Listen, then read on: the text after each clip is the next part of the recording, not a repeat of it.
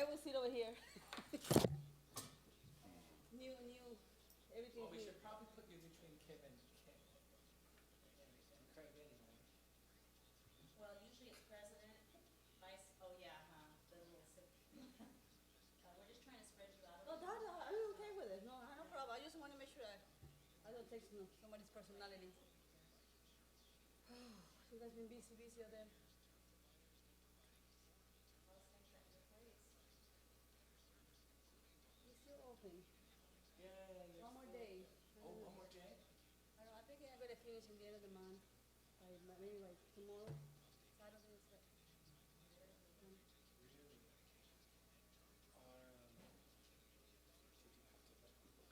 Oh, everybody, just me and my dad is running the show. Oh.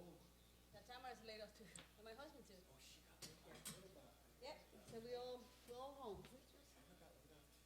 Well, she's not yet, she's furloughed, yeah, she's furloughed. She works for a little. He's furloughing the mom right now to he can figure out what's going on with it. You were here earlier. She picked it. When she said go, and she put you said, she didn't put you there, you put you there. I know he sat there, so I put his name there.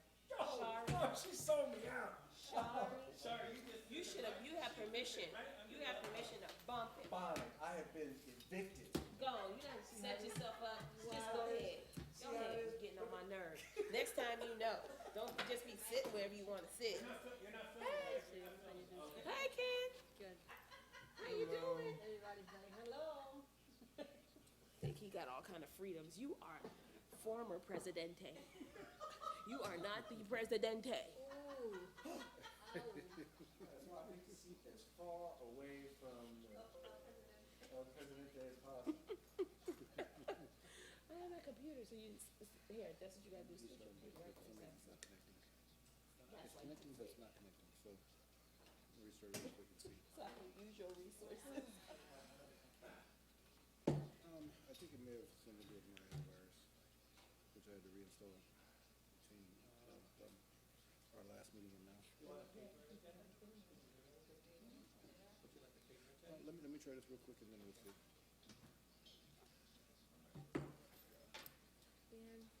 And I had it closed. I got distracted. What, you I need left honey? it right there. My computer. I left You it know on what? the table. I have an extra tablet. I know she comes prepared. I always if something doesn't work, here, make sure we don't. Oh, you wanna wipe that down too? Yes, No. we are. There you go. She really did. I did. Hi, Ken. I didn't touch the screen at all. Hey, Dennis. Close as we could get. You know, I'm on my 10th day of isolation, or my 10th day of my first. Well, you feel comfortable with this one? Either one, whatever works for I'm you. on my 10th day of isolation, 10th day of my current roll of toilet paper. I am. Yeah, you want the computer better? No, you gotta put it. Oh, I forgot my glasses on. Okay, do that. Well, I'm restarting, so go ahead. No, and it's back. Oh God, don't do that right now. So it should be on the thing. Yeah. Can I get anybody something to drink? Water, please. 2 of them, Craig, please. Oh, yes, definitely, thank you. Sure. You hear my name, but I said sure.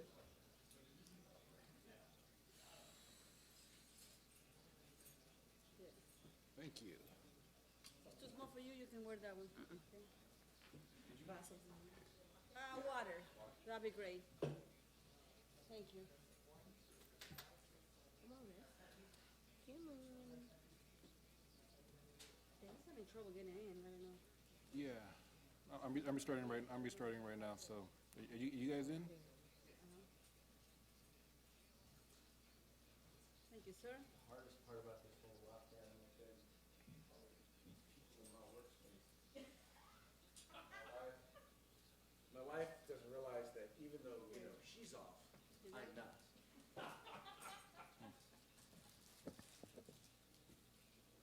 Can help me clean the garage? Babe, I'm working. Yeah, I've had the problem of like, I'm doing an online meeting and people are trying to, vacuum in the background and stuff, and I'm like, no. Yeah. I have seen that in meetings. I have had that happen in meetings. I was on call yesterday, and one of the guys is on the call, his son, you can hear him in the background playing Fortnite.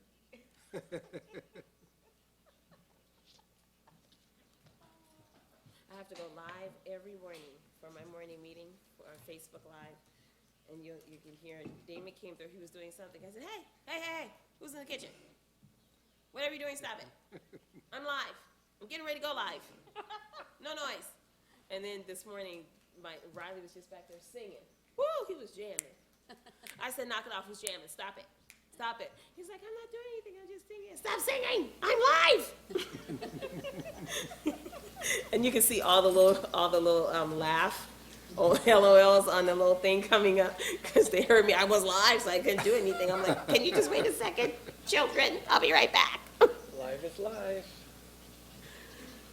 We can start whenever you're ready, Mr. Bell. Okay, give me one So quick second. they said for him to come sing with me the national anthem and the school song. Oh. So in the morning, he said he'll break away from his lectures and come sing with me. I think this will work. I'm not Kim, are you going to 100% work every sure. day, or you're working at home, or? Mm-hmm. Yeah. Everything is on Zoom and Google Classrooms and Class Dojo and Facebook Live. Sorry, guys, I'm having a connectivity problem. I think it might be resolved. I'm just restarting. Hmm? You guys are all able to jump on? There we are. I am. Mm-hmm. Yeah. Yeah, I'm almost there. If not, I'll Hey, just... Ms. Hall. Yeah. Everybody with little children say the same thing. With young ones. With the same look on their face. It's been really interesting, like, you know, like my household. Because my husband, he still has to go in. Oh, he He does. just gets off early, but he still has to go. So it's just me mostly, because my kids are all old. They hope I don't bother them. My older one is pretty self-sufficient, but like Will can't go in now for 7 days because Lily has a fever. Oh, no. Who was that? William. My husband, he works for the Army Corps, he's a branch chief of the Army Corps of Engineers. And, he does have permission to go in, but no fever, because he had to report clean today when she had a fever. And he said, then we can come back.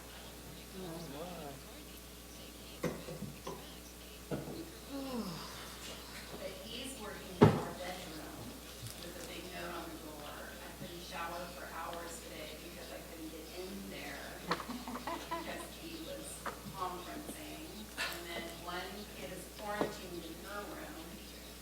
No one goes in there. So I'm in the kitchen today. That was my spot.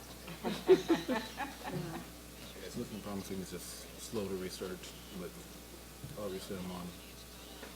You're on the Give Wi-Fi. me like one more minute. Do you want to say No, something? my computer is restarting. It's just a little slow. Is it quarantine? You need to come out of the dark side, get yourself an apple. You're hanging in there, Mr. You're doing good, Dennis? I did. Yeah. Hello, Mark. Hello, everybody. How are you, Dennis? Good. How are you? Good. Heard you stop by over at the other, yeah. Haven't been in there very much lately. They've been very busy. No, the way things are, I was over there Monday, but the dogs visit too many people over there. Still go to the old Arco Arena a lot. It's a great spot. It's a good spot to just go walk, it really is. Yeah. All the rental companies have their cars parked over there right now, but they take that part of it, but so it looks like a crowd there, but it's not. I just need to restart, so I'm ready to Yeah, go. I emailed Angelique Ashby about it, because the last time I saw a crowd like that, it was a big news convention there, but I don't know. Okay, y'all ready? Yes. Okay, we'll go ahead and call this meeting to order. Everything's set for online, okay.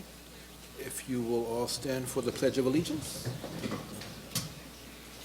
I pledge allegiance to the flag of the United States of America and to the republic for which it stands, one nation, under God, indivisible, with liberty and justice for all.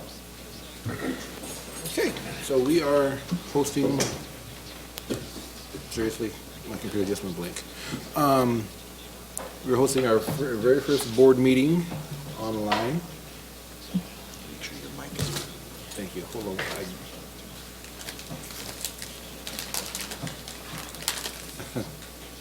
Give me one quick second. Okay, here we go. Sorry, my computer took that particular moment to just go blank, and it's back. We're hosting our very first board meeting online. Unfortunately, it's for a very unfortunate reason, but this shows how we can adapt very quickly and on the fly when we have to. So I'll look for a motion to adopt the agenda. So moved. Second. It's been motion and second. All those in favor say aye. Aye. Opposed? Abstentions? Motion carries unanimously. Now, we are going to go to our public comment section, section which has changed. And I'm going to read this. You said it's been updated in the agenda, Ms. Shari? Okay, I'm going to read this as is. I didn't get a chance to read this ahead of time, so. This is the public comment section.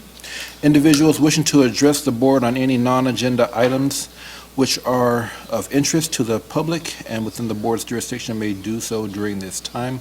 The board may not act upon items presented during public comment, but may briefly respond to statements made, ask a clarifying question, or refer speakers to district staff or other resources, according to the code that's listed in our agenda. The procedure has changed. Please enter your comments in the comments section of the YouTube live stream video at, I'll read this quickly in case you don't have it, https://youtube.be/ak_b-olsgzm. Period. Are we live streaming yet? Yes, we should be. I'm on the page and we're not there.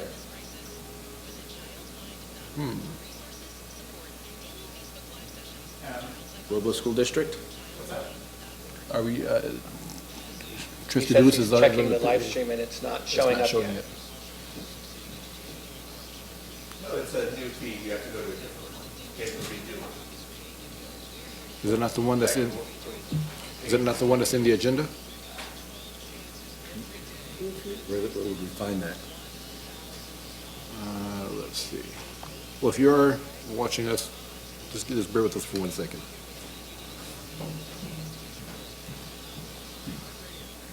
One with 13 subscribers? We should be posting that. Oh, there it is. Visual. Next time we ever have a visual post is a visual edit the address, so. somebody- Yeah, Or, okay. well, they have to be able to see it, so it doesn't make a lot of Yeah. And I'm not getting it either. Are we posting it live? We are? Okay. Okay, well, we are, okay. So then the URL that I posted is not, that I just read is not the correct one, so go with the one that is on our website. Correct? I'm sorry, I didn't hear. So the URL that I just read, that's in the agenda, is not the correct one, so go with the one that's on our website. The URL that was in the agenda, Adam, has changed? No, It's still what's printed in the agenda? Okay. Okay, because I pasted that one, it's not working, but we are going live. So, I'll read the last section again. Please enter your comments in the comments section of the YouTube live stream video on our website. We will provide your comments to the board during the public comment portion of the agenda, and it will be entered into the meeting minutes. And I cannot see that, so are there any comments? Adam is gathered. Do we have any comments, Adam? Janet Cannon says the link on the page was incorrect, she had to search for it. Okay, That's the link on it. Okay. okay. Well, should we give it just a couple more seconds so people have to search for it? Give it a few more seconds. We'll give it a few more seconds so people have to search for it. Okay. Yeah. You do? Go ahead. No, if he gets a question. Oh, he'll give you have this to one. let us Okay, I'm know. sorry. Okay. Then we will move on. And I think we can adjust if we need to, but we will move on to We'll move on to item 3, presentations. LDA Architects.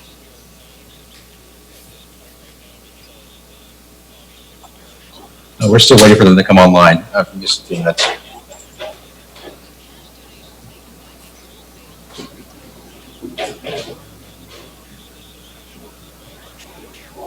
I think, can you hear us?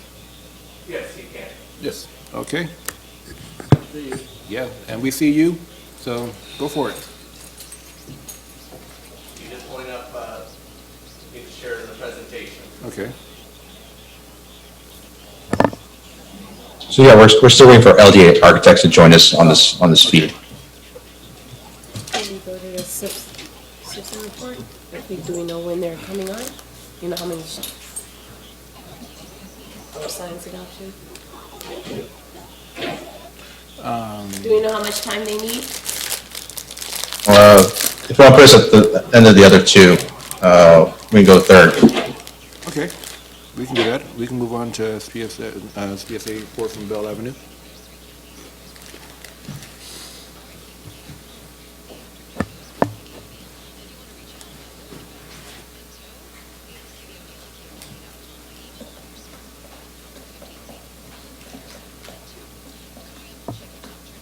Are you ready? So Adam, we're going to switch to... Yeah, we're gonna switch to- we moved on to- Bell Avenue report. Sorry. Good evening, everyone. So this is the Bell Avenue Schools, school site plan for, the, following school year based on this school year's data. And it's gonna be a little bit different because we won't have the data that we typically use, right? Because the kids aren't gonna be taking all of the, tests and things like that. But I'm gonna present as it was written. And then I'll talk a lot about what happened last year too. What happened last year, the data we received early this year, and then for next year. So this first slide here is the English language arts data for all of the 221 students that participated in the CAPS test last year for the 18-19 school year. I like this table a lot because it shows that you get a lot of information from it. So the columns where the colors are, the dashboard colors, and there was tells you if there was an increase or a decrease in performance. It talks about the difference between 2 years, the previous year and last year. And then finally, it tells you who participated. So you get a lot of information here. We can look at all of the subgroups of our school, but throughout this presentation, I will be highlighting all of our students, our EL learners, our Asian learners, and African American learners. And one of the reasons why we as a school site council and as a staff decided to target these particular subgroups were that there was either a decline in performance or there was continued to be a significant discrepancy. The decline we saw for our EL students this year was really unusual. Bell Avenue School hasn't really experienced a decline in our English language, our EL student scores. It's very unusual, especially for our Asian subgroup, and then for our African American students. Though there aren't enough of them to create dashboard data. We felt like it was still really important to focus in on the African American students or continue to focus in on them because they have a discrepancy between their performance and the standard, a pretty significant discrepancy. I do want to point out, however, that our African American subgroup did show a significant gain of 38.5 points last year, which was a huge jump. However, they're still 38.3 points below standard. So we want to continue to be very focused in on their achievement and their growth. This next slide is just, it's all students, and it's just a quick look at how our students as a whole have done over the last 3 years. And as you can see, there's a pattern of slow but steady progress.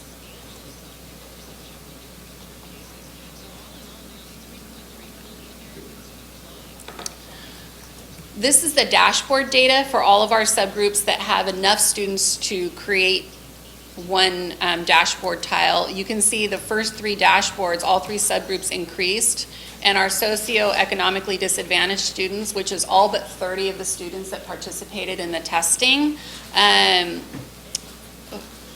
in that group, they increased by 7.5 points.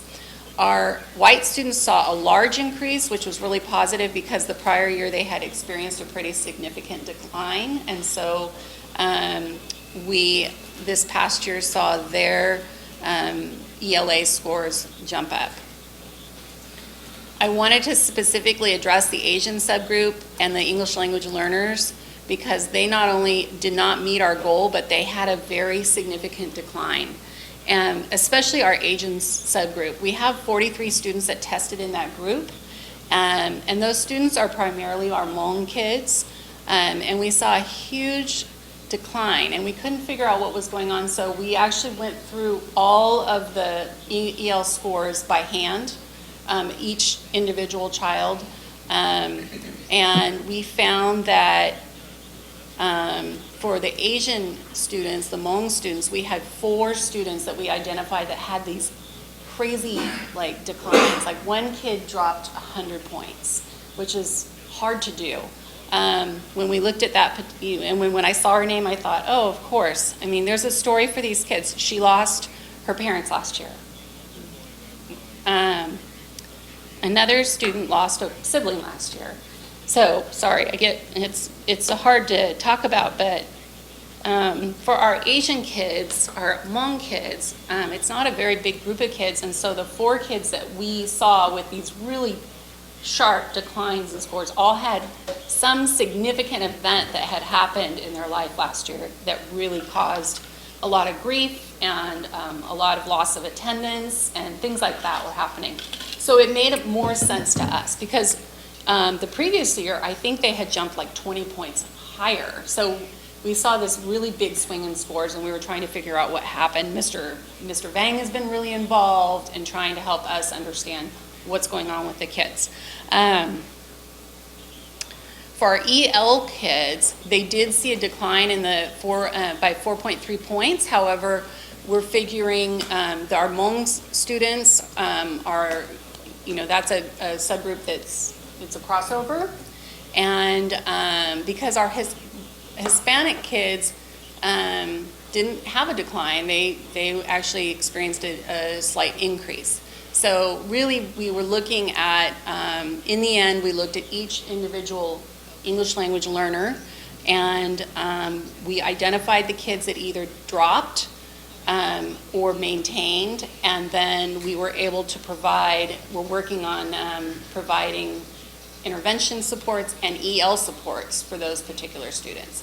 So it's been quite an investigation because it was an unusual year for us. But I feel like our staff has a pretty good handle on it, and especially our intervention and our RSP teacher, because some of the students that are maintaining or had showed a decline are also special education students, as well as our EL teacher, and then the teachers that are teaching English language, or our EL programs.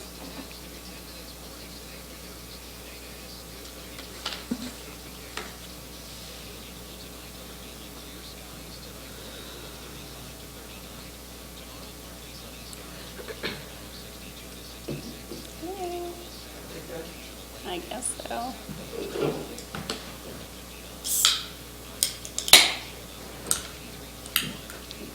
Thanks, Adam.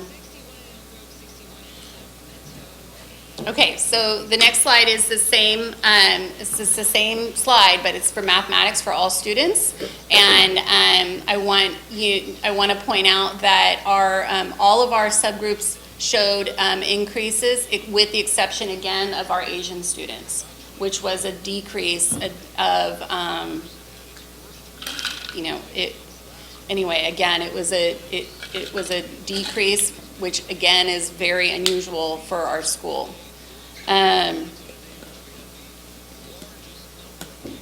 Last year we set the goal of, because we were talking about, in the years past, they've always looked at the CASP data as anyone that met or exceeded standards. So last year when we went to the dashboard, we looked, so we were kind of dealing in these percentages and then points at the same time. So we had two goals for all of our students. One was that 36% of our students would meet or exceed the grade level standards in math.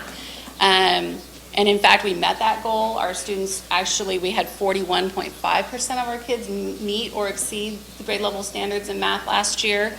However, when we looked at the points goal, we didn't meet it.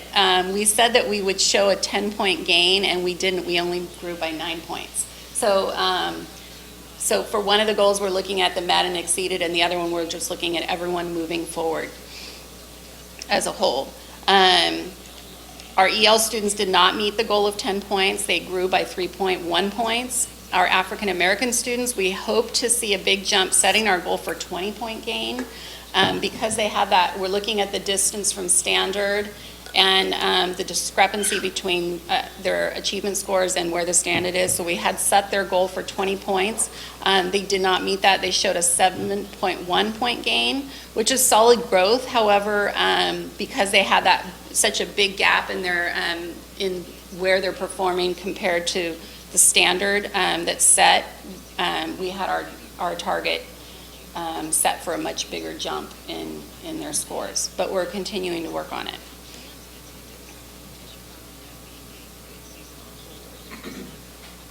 Thanks, Adam.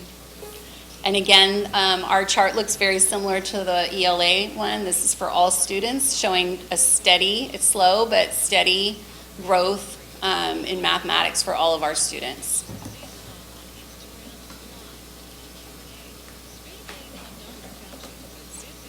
This is our dashboard data for our math subgroups. Again, we don't have dashboard data for our African American students because there just simply are not enough students to fall within that group to create a dashboard tile. However, in our school site plan, again, we're specifically focusing on the African American students because they're currently 63.3 points below standard in mathematics. They are showing an increase, however, it's just,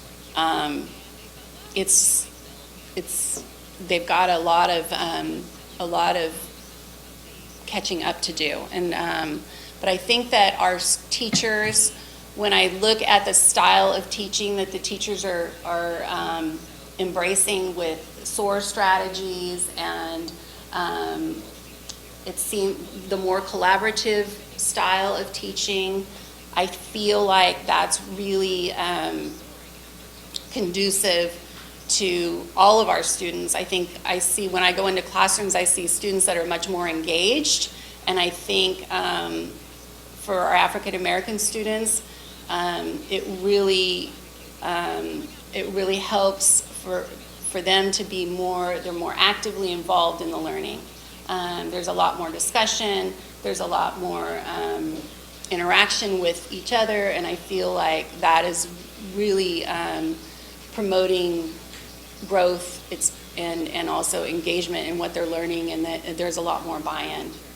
So I feel like we are going to continue to see the growth for that particular subgroup, as well as for all of our subgroups. The next slide is for our English language learners. This is the LP data. LP is the LPAC data, as well as our as the rate in which we're redesignating students. So last year, well, let's just talk about what's up here. The top band there, the wide purple band, the 33%. Those students are the students that have progressed in LPAC or they've been redesignated. The students who maintained at a level 4, which is the highest level before redesignation are the blue band there, the smaller blue band, and the students who are maintaining at levels 1, 2, the lower 2, the upper level 2, 3 on the lower end, 3 on the higher end as well, are in that teal band. So they're maintaining, it's a big band, but it also incorporates a large group of kids. And then the lowest band, the fuchsia, are the kids that actually dropped in their level, their LP level. This is kind of a strange year because this is the year that we transition from the CELT test to the LPAC. And they're two very different tests, but we're kind of comparing them, which is strange to me because the testing is really different in the way that it works. So I think next year will be a better indicator as to how our language learners will do. And then this is just another slide that shows specifically LPAC and redesignation data. And overall, 44.2% of our students are making progress towards language proficiency. We have 156 students that tested on the LPAC last year at Bell Avenue, so we have a high number of language learners at our school. One of our site plan goals last year was to redesignate. It ended up being about 10 students and we missed it by 1, so we only redesignated 9 students last year. So I think we said that we would redesignate 46% or have a 46% redesignation rate or something like that, where we looked at it and I thought, wow, we didn't make our goal, and then when I went out and hand counted it again, we missed it by 1 student. So 1 student in a lot of these, when we're looking at subgroups, 1 student, 2 students, 3 students can make a big difference in our goals.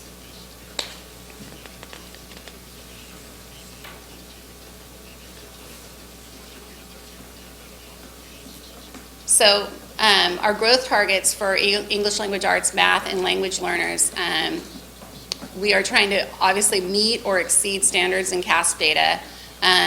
When we're looking at setting our goals, we always look at the average distance from standard, and then we kind of look to see what their growth is. We look at the difference between their average distance from standards and try to set the goal to be something that's attainable, but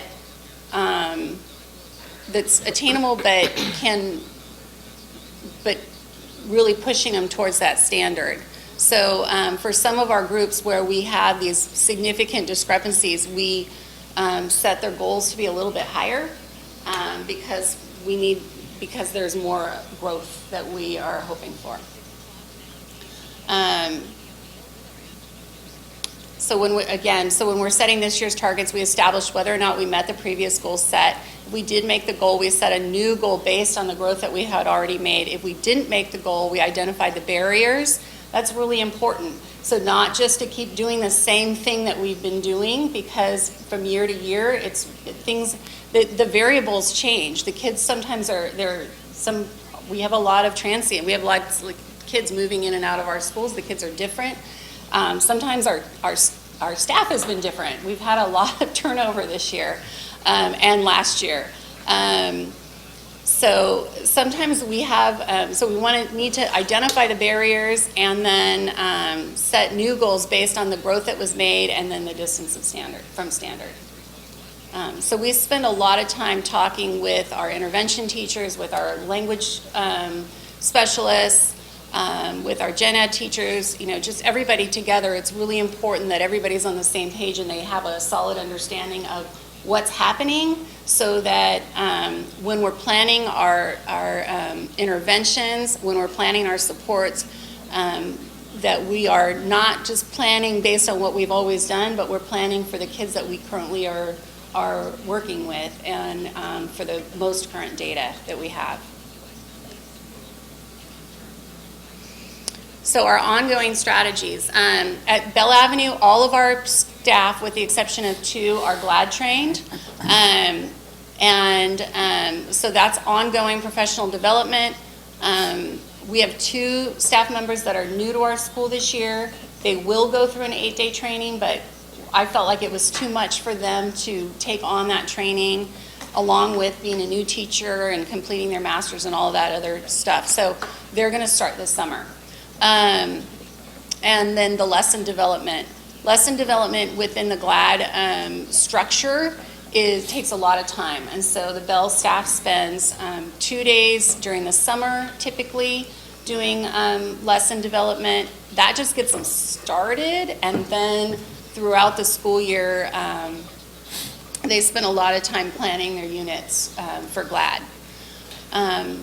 Another support that we have at our site is we have the AARP tutoring. That's strictly a K focus, and the reason for that is we have reading partners as well, and they are very focused in on 1st through 4th grade, and then later in the year they usually start taking on kindergarten students.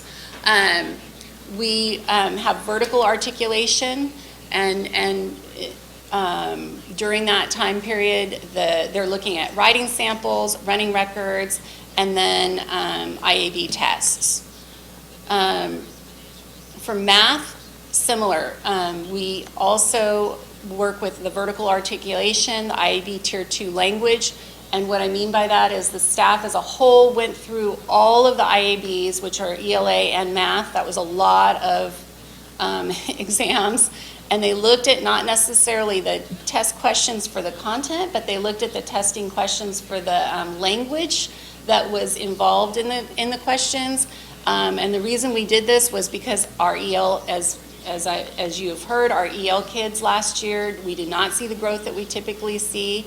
And so we wanted to make sure, and what we're finding is that sometimes they get lost in the directions, and then they don't even get to the content or the point of the question, or they're not able to show what they know because they misunderstood the questions or the directions. And so we've spent a lot of time as a staff looking at that and trying to figure out how we can incorporate the language that they're reading and the language that they're expected to understand into our lessons. And that was a Case 6 PLC. And actually that was several different site level PLCs that happened. And we did that for English, language arts, math, and then also for the LPAC.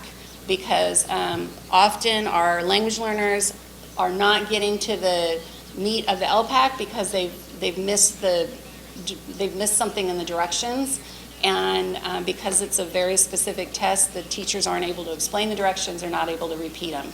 So we've been working really hard on just the language of directions, so that's the Tier 2 language.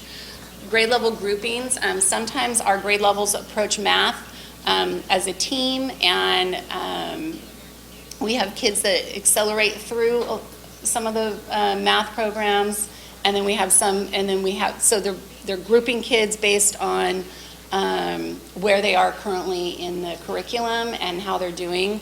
Also working with Mrs. Aniken, the intervention teacher, and those groups can be really fluid. We have kids that move in and out of intervention. We have kids that move in and out of maybe a math group that's working a little faster, depending on the content and what they're learning.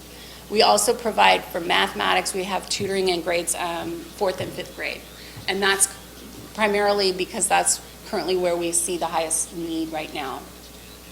Our English language learners, all of our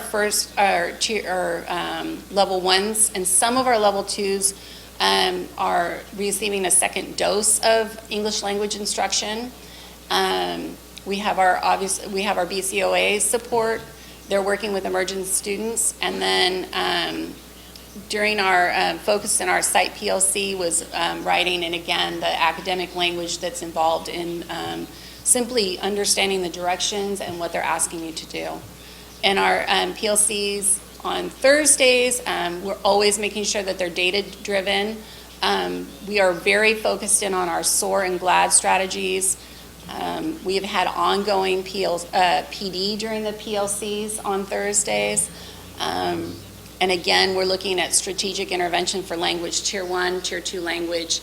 And then another thing that we've been working really hard on as a staff at Bell Avenue is making sure that our staff meetings are very instructionally based. So a lot of times they're kind of a continuum from the PLCs, because that hour and 40 minutes, you feel like that's a long time, but it's really not. And we always have more to do. And so a lot of our PLC time has kind of bleeds into our staff meetings. So a lot of times we're like, okay, we're going to wrap that up at the next staff meeting. So our staff meetings do look very PLC-like at this point.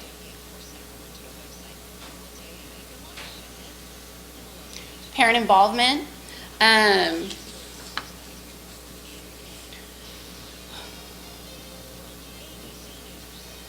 So listed up here are some adorable pictures, but the two pictures to the left are pictures I took at back to school night, and one you can see just kids leading their parents through the classroom, and then the one on the bottom is our art room at back to school night was very interactive, and our technology room as well as our PE room, so the enrichment teachers had activities for the kids and parents to participate in, because they didn't really have classrooms to tour, so they had activities that would be typically happening during the school day that the kids could show their parents, and so that the parents had an idea of what was going on in the enrichment classes. And then the third picture is a book drive that we had, and we had a big book drive, and then kids and their families came through and chose books, so it was more of a book exchange, I guess. And that was a lot of fun this year. So those are a couple of back to school night pictures. We have at Bell Avenue, there's Coffee with the Principal quarterly. And how I typically run that is I invite a member of the community based on the types of questions and concerns that the parents are asking. So for example, this last Coffee with the Principal, I've had a lot of parents asking me to help them get their kids signed up for recreational activities. Can you find a soccer team or baseball, or my kid really wants to play basketball, whatever it is. And so we keep track of that, and then we poll parents and what do you need help with? And so that's something that's been, a lot of parents have been trying to get their kids more involved in the community, and things are happening in the community. So we had one of the directors from Rio Linda Parks and Rec come out a couple weeks ago early in March, and he brought out the new spring catalog, and he explained it to them. He explained how to sign up, and the other thing that he talked a lot about was the fact that they have a lot of supports for our kids that have special needs, and so that they can provide inclusion for kids, which the parents, I didn't know that, and the parents didn't know that, so that was pretty eye-opening. So that was our latest Coffee with the Principal, and we typically have about 25 parents that come to those, and I rotate them. We don't always have them on the same morning, because I want teachers and staff members to come to that, and so if I rotate them, then different staff members are free at different times based on their enrichment schedule. Sometimes they have prep, and so we have usually a pretty good turnout of staff members that will come as well and help answer questions. Jogathon's always popular. We have Spooktacular Movie Night, Sammy Circuits, Winter Program, Read Across America. Our Mendocino Parent Night's a big deal, because that's the night that the teachers talk about sixth graders being gone for a full week. Family Science Night, open house and carnival, and then another way for parents to stay connected to our school is through Class Dojo or Remind, which is something that most of the teachers use pretty regularly at our school. Other opportunities for people to stay connected at Bell Avenue are through our Facebook page, our Instagram, and our YouTube. The YouTube is primarily our student daily news, so that happens almost daily. We have a media club. The kids, they perform the news and practice and invite people to come on and be on the news, and then they video it, they edit it, and then they get it out to the teachers the next day. The great part about this is that the teachers can show it at any point in time during the day, versus daily announcements that kind of like would interrupt the instruction, and all kinds of things were happening. So this has been a really fun way for all of the kids to know what's going on at our school. Parents can see it because it's a YouTube channel that they can subscribe to. A lot of our parents really love to see when their kids are reading or performing on the news, so that's been a really fun addition to our school community. Our attendance data dashboard is up here, and our students, all of our students to the left there, we showed a decline, and in this case is a good thing. When you're talking about academics, decline is not a good thing, but for this it was good. So we did see a decline in our chronically absent students last year by 1.8%. And the only increase we saw last year was in our white students. So we're working in general with all of our students on our data, and but we saw again for our African American students, and because we're talking about our whole school and not just a testing population, they do have dashboard data, and our African American students again have the largest discrepancy for our school site. So we've been very, very focused in on trying to figure out what the barriers are for attendance, and just trying to figure out how to help parents and help students ensure that they're at school. Some of our, currently we have 12 African American families that fall in this chronically absent situation, and actually many of those students are in our SDC autism program, which sometimes the kids have health problems that prevent them from coming to school. Asthma or is very, very typical. But one of the things that's really been helping us with that is the Hazel Health and our school nurse, Judy, and the Hazel Health supporters that come to the school to work with our families. So that's been something that I think we will see as time goes on. We will see progress in that particular area.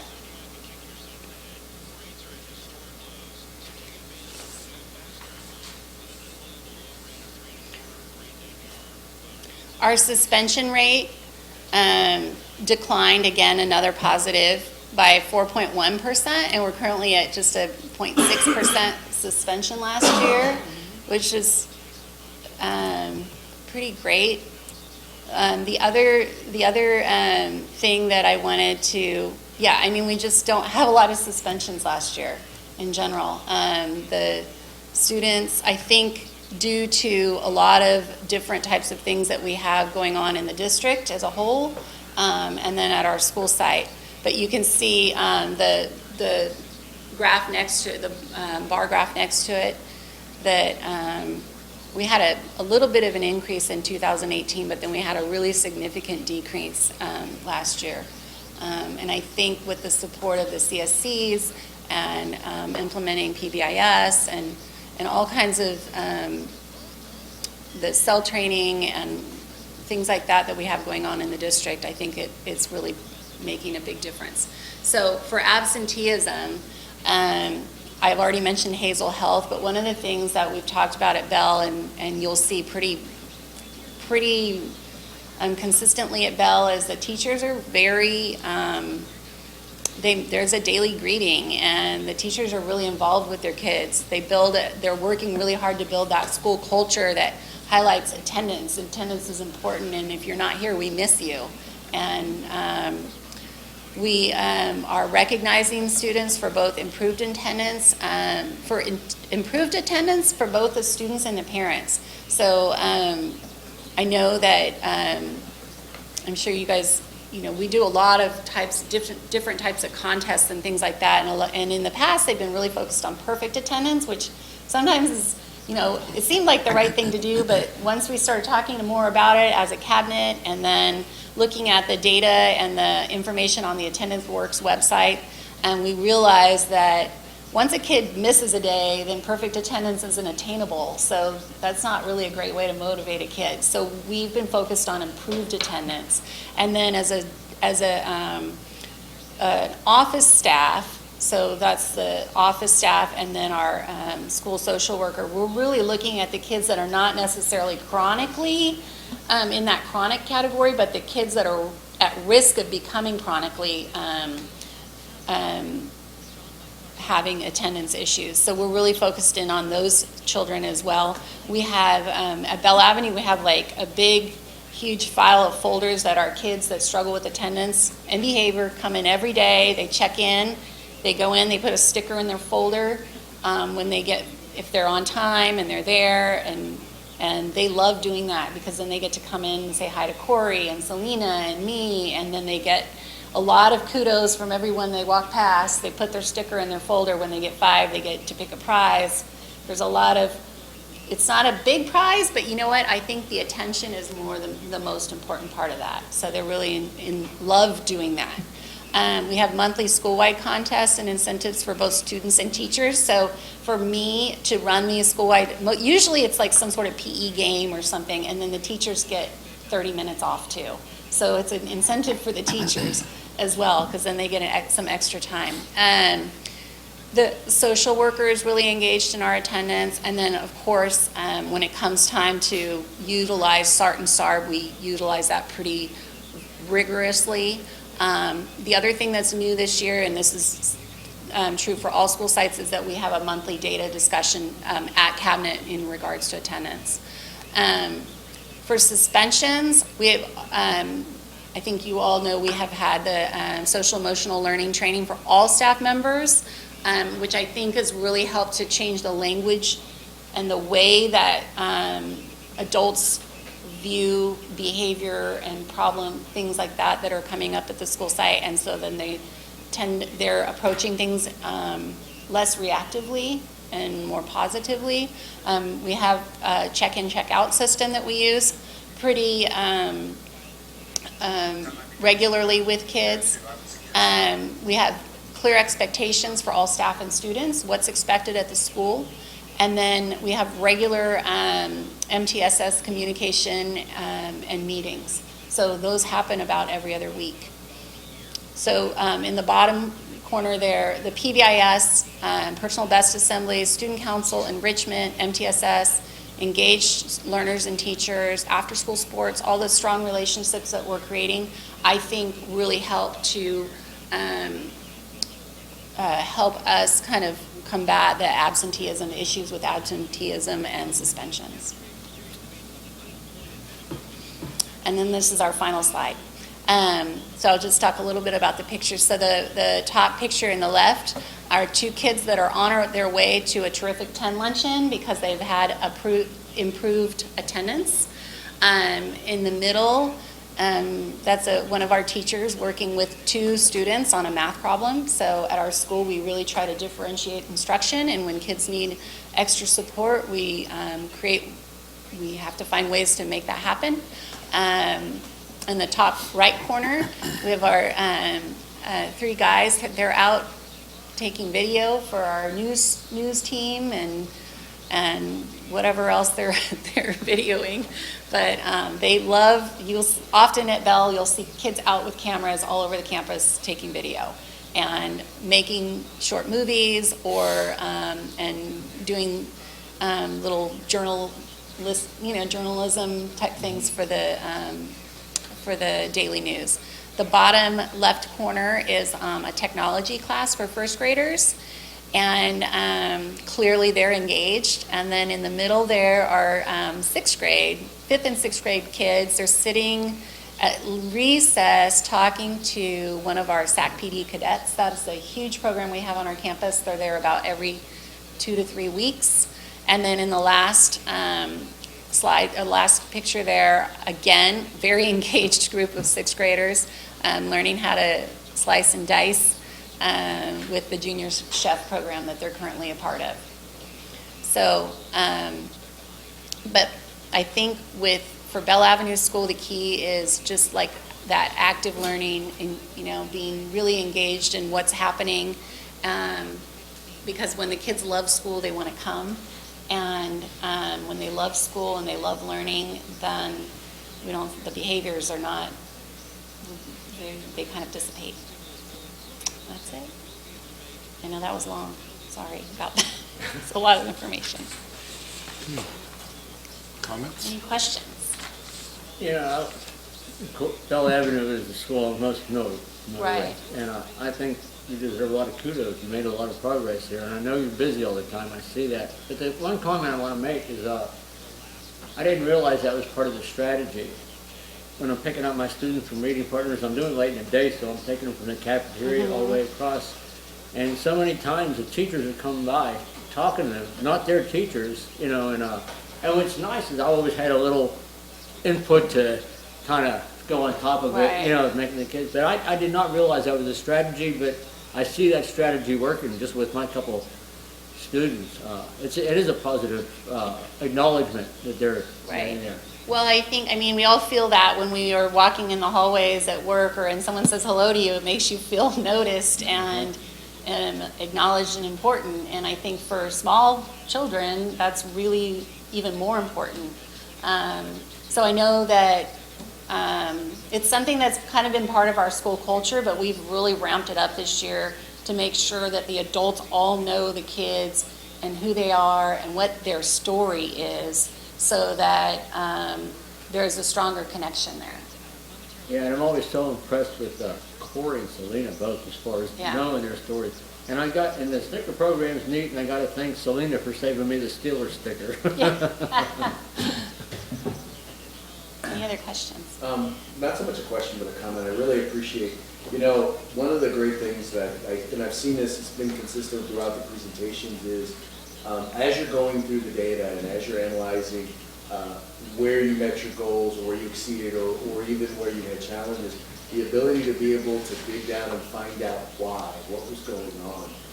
I think that is key to being able to turn those challenges into successes, but also duplicating successes in other areas. And I'm just really happy to see that so far it seems like all of our principals, all of our school sites are doing that. That is just, that's phenomenal, and I just wanted to give you some kudos on that. It's important to be specific. And I think, and I know that this is happening at all the school sites as well, but knowing, again, kind of knowing who those kids are.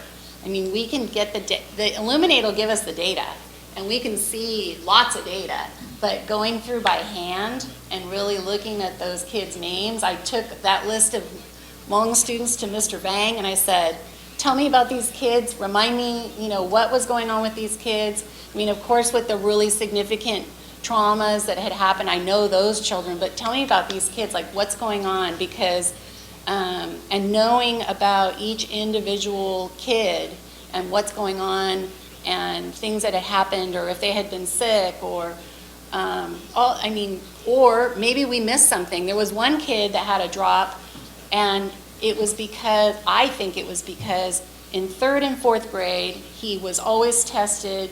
He was a really shy kid and not a lot of self-confidence, so we always had him testing in a smaller group situation. But in 5th grade, we didn't do that. We had him testing with his whole class in his general ed classroom, and I think that wasn't a good choice for him. And so this year, the plan was to have him go back to a smaller group testing.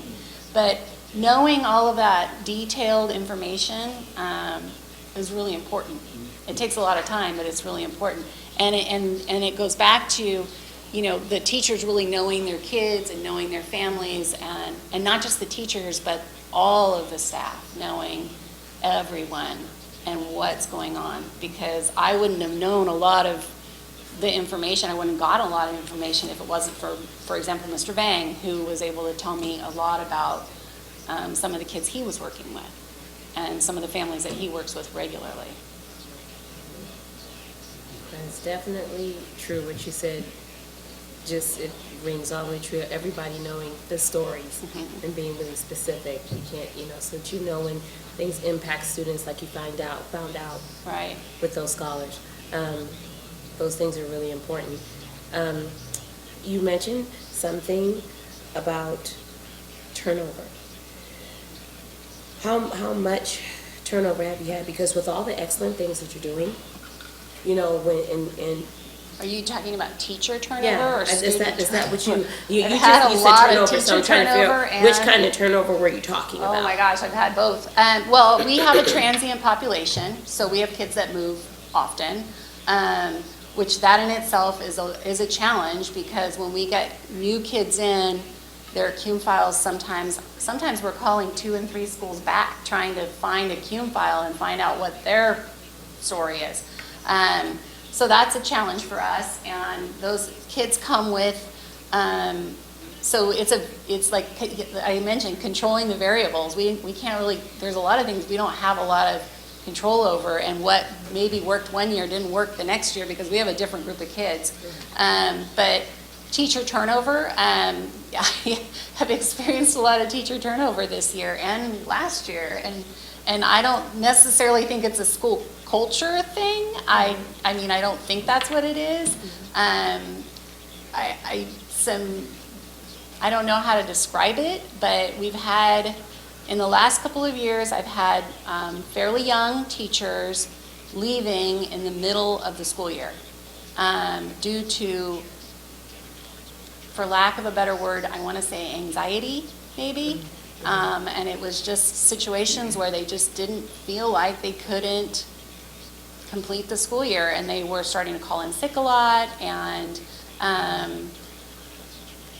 were coming, but not necessarily not prepared. I mean, they were prepared, but they weren't prepared, like mentally prepared to take on the day.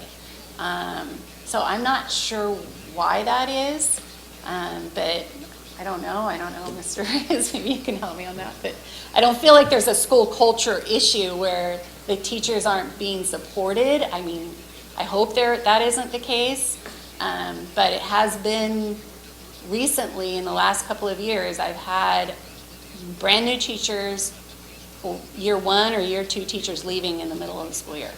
And that has presented a very significant problem at our school site, because finding qualified people in October and November is very hard to do. Yeah, that's a no. And it's hard on the kids. It's been really hard on the children when their teacher leaves.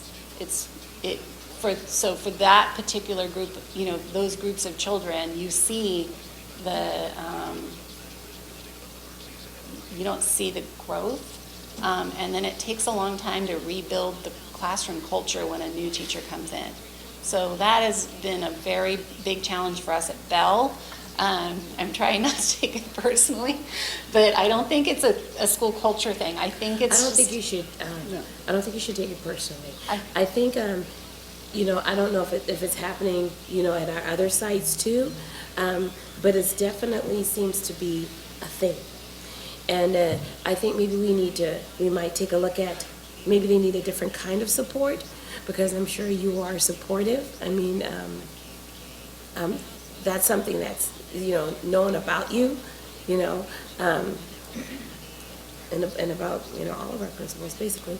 But I think we might start to look at a different kind, you know, of support, or a different element to our support, put it that way, not a different kind of support to overall. retain Yeah, the teachers. yes, because, you know, in my experience, I had that as well, and I had to alter the kind of support that I was giving. Okay. Those teachers, when I start to see that happen, and it takes, you know, a different lens that you look through when the teachers come through, to be able to, you know, notice when you have to kind of jump in with something else.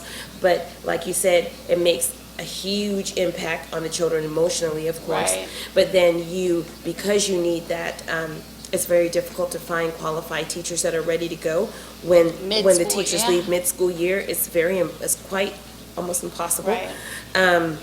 Then those children develop gaps. Right. And then they get to the next year, and they've got a gap to fill, and so then that impacts, it's just domino effect, that impacts everything else if you, you know, if we can't get that gap filled, Right. you know, quick enough that they've developed. So that's definitely something that's going to, you know, we as a district, will have to work on, Right. because it's a Well, new, it's a kind of a yeah, new it's thing. new. We're not new, It's Robla's new. not used to this kind of thing. Right. I think, well, so this is my 13th year at Bell, and nothing like that had happened up until 3 years ago. And like, it's just really strange. And I've always had new teachers coming in. We're a strong support for the Davis program, UC Davis program. And actually some of the teachers that have left were student teachers on my campus. So they were very familiar with our school site. I don't know, what the answer is, but I know that I'm in talking to other friends that are in education, and then actually I have a family member who is 25, he's a math teacher, and he left in the middle of the school year, and he's my nephew, and he couldn't deal with the anxiety. And I don't know, they're all about the same age, they're all kind of similar stories, and I I heard, I'm sorry, but, that's okay. I forget the person, Garden, the national head of the NEA, one of the news programs was talking about this problem, and it's a national problem. And I forget, it's a huge percentage of the young teachers are leaving within 5 years. I wish I remembered it now. I wish I paid them a little more attention. They may have given some reasons, I don't remember. But you could probably, I could probably look her up too and find out. Yeah, well, and I'm But just it is gonna a national problem. jump in by saying, we have had this discussion. This is not something that, I know we're talking about Bell Avenue tonight, but this is not unique to Bell Avenue. And I know Mrs. Howard and I actually had a conversation talking about how this is something that's happening in her school system and our school system as well.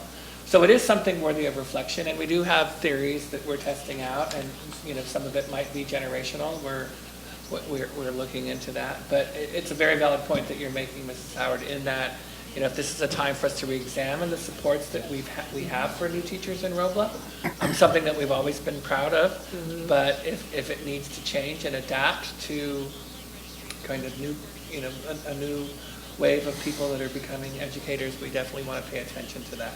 Yeah, I think that would be a good discussion for us to try and just as all the different angles and things that we do to support our children, all the wonderful things you have going on at your school, to make school something they want to come to.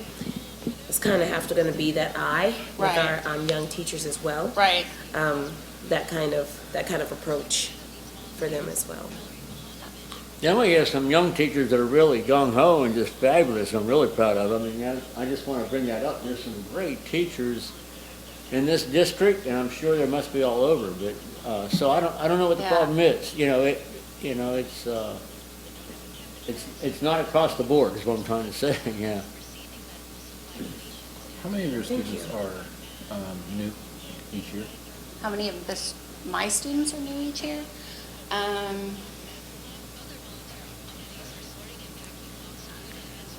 You know what, I don't know off the top of my head. I mean, we are currently full at my school site, but we've enrolled, gosh, I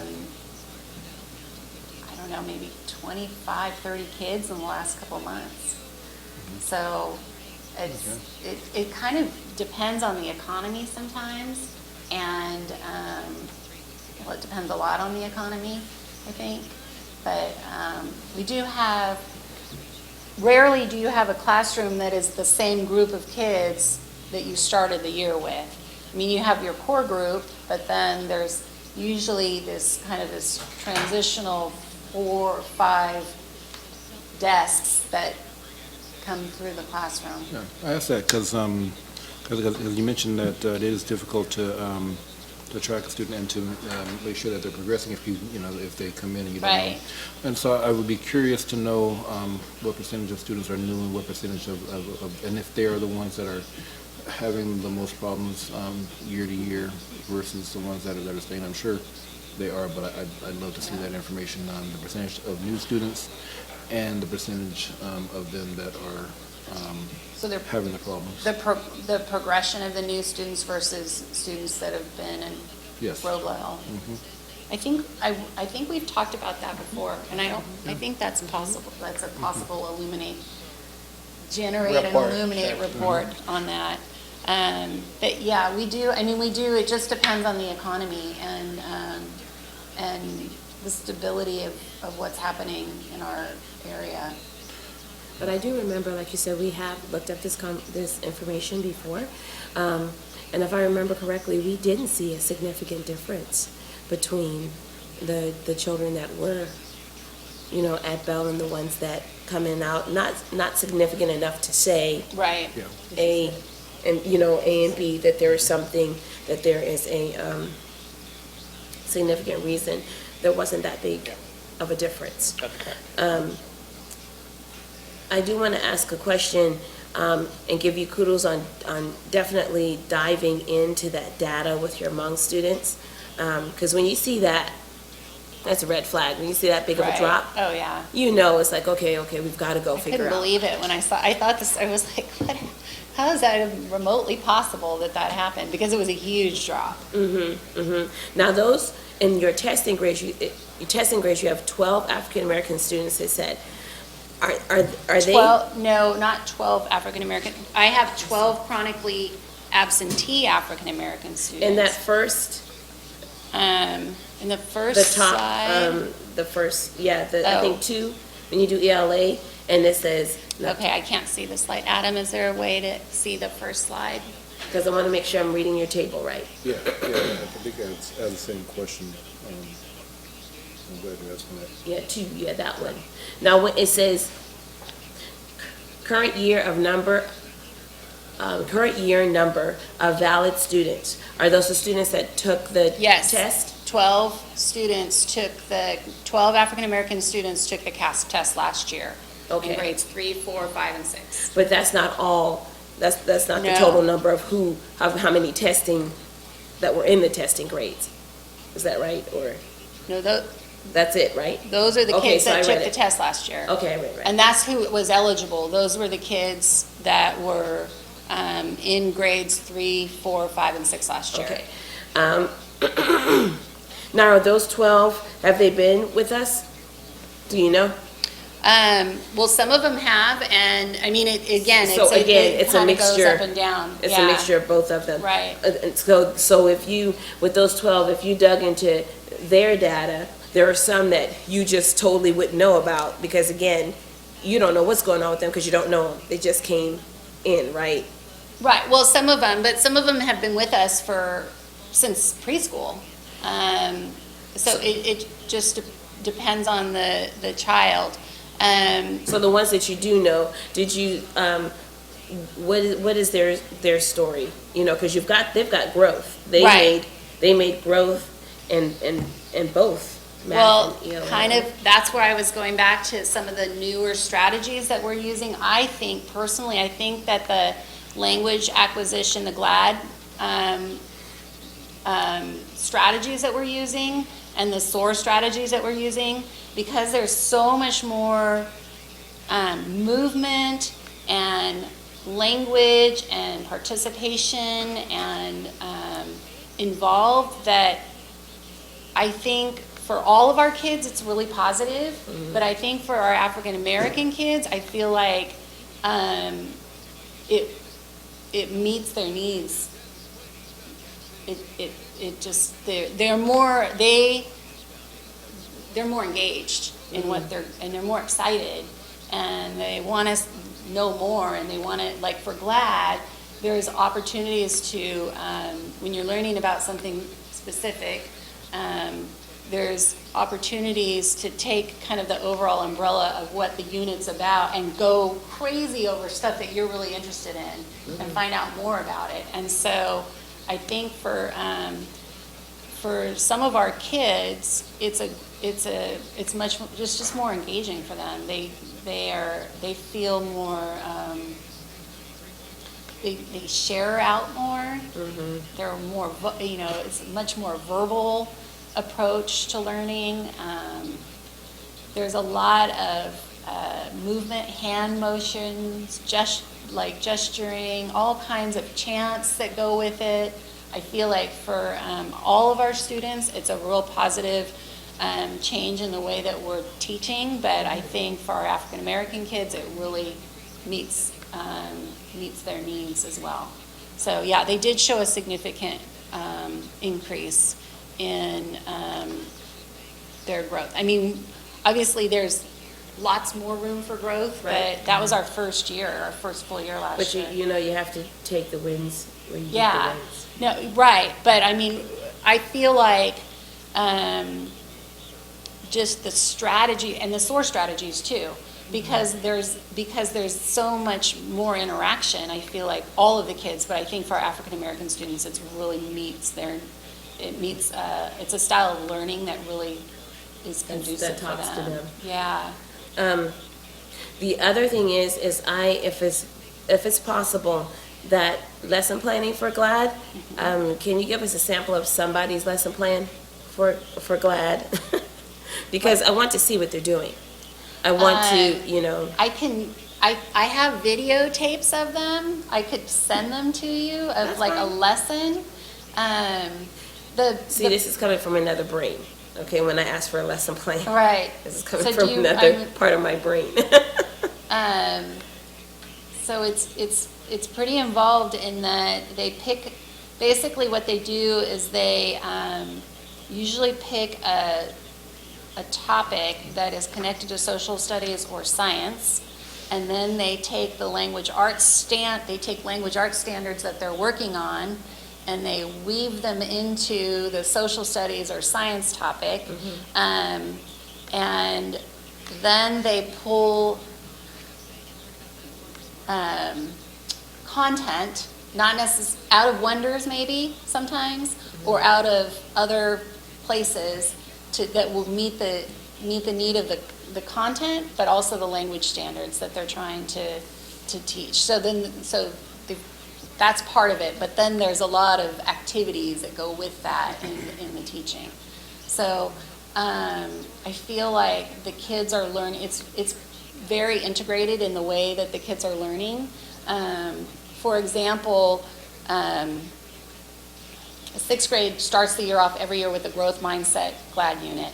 And growth mindset is about the way, you know, it's in a kind of the way, you know, you perceive things and the way you think about things. Well, that's a huge science unit for them because they talk about the brain and how the brain learns and how the brain, like the memory and all kinds of very scientific things about the brain. So they're getting a huge science unit in, but then the kids are also learning about growth mindset, which is a great way to start the school year. So there's that emotional connection. But then also, I think at the end they had to write a narrative about a time that someone overcame some huge obstacles. And so it was science, it's language arts, it's fiction, I mean, it's everything, but it's all under this one great big umbrella. I have lots of video. I'll take a video. And I would be happy to send it to you. And we have some teachers that are, well, most of our teachers at Bell are pretty excellent in using the GLAD strategies, but we have some that are really accomplished at it. So I'm happy to send video because we do use the video a lot. Okay, that would be great. But it's kind of hard to explain because it's a long, and units take like 6 to 7 weeks sometimes, so there's a lot that goes into it. But typically they're science or social studies based with the language arts standards woven in, and then activities that support those. Okay. And a lot of language, a lot of vocabulary, and a lot of writing. I'll take the video. Questions? Another question about the attendance data. I'm sorry, you may have explained this, but Again, talk louder. okay, the attendance data. You may have explained this, but I'm still confused on the numbers that are here. On the dashboard data? Yes. Okay. So I think, Adam, that's going to be slide 14, maybe? 14.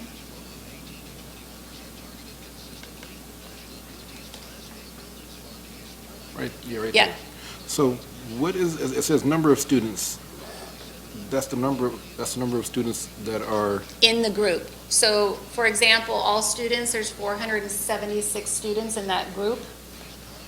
That's all students. Okay. I had 93 Asian students, 46 white students, 187 language learners, 218 Hispanic students, 87 homeless students, and 33 African-American students. Okay. And the number that's reported chronically absent, that's the percentage of the 33? Right. Okay. Okay.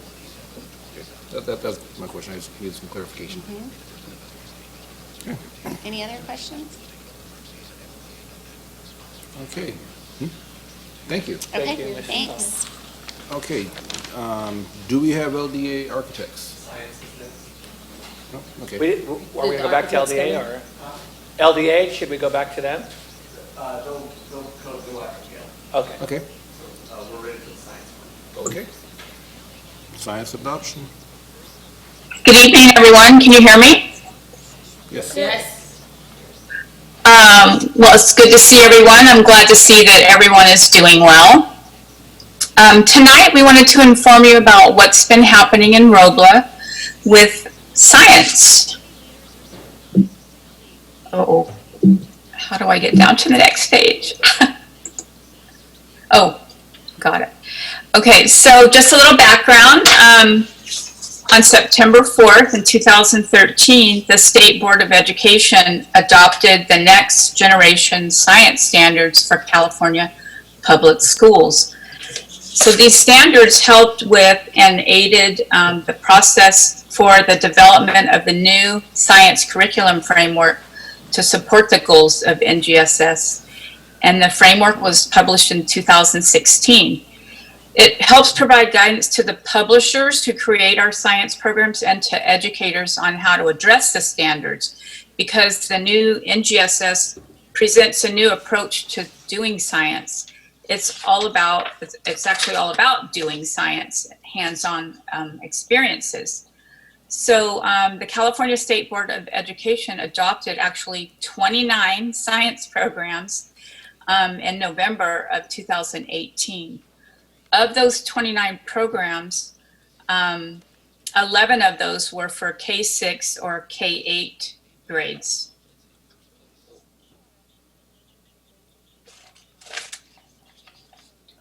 So after the science programs were adopted, we formed a science committee of teachers representing each of our schools.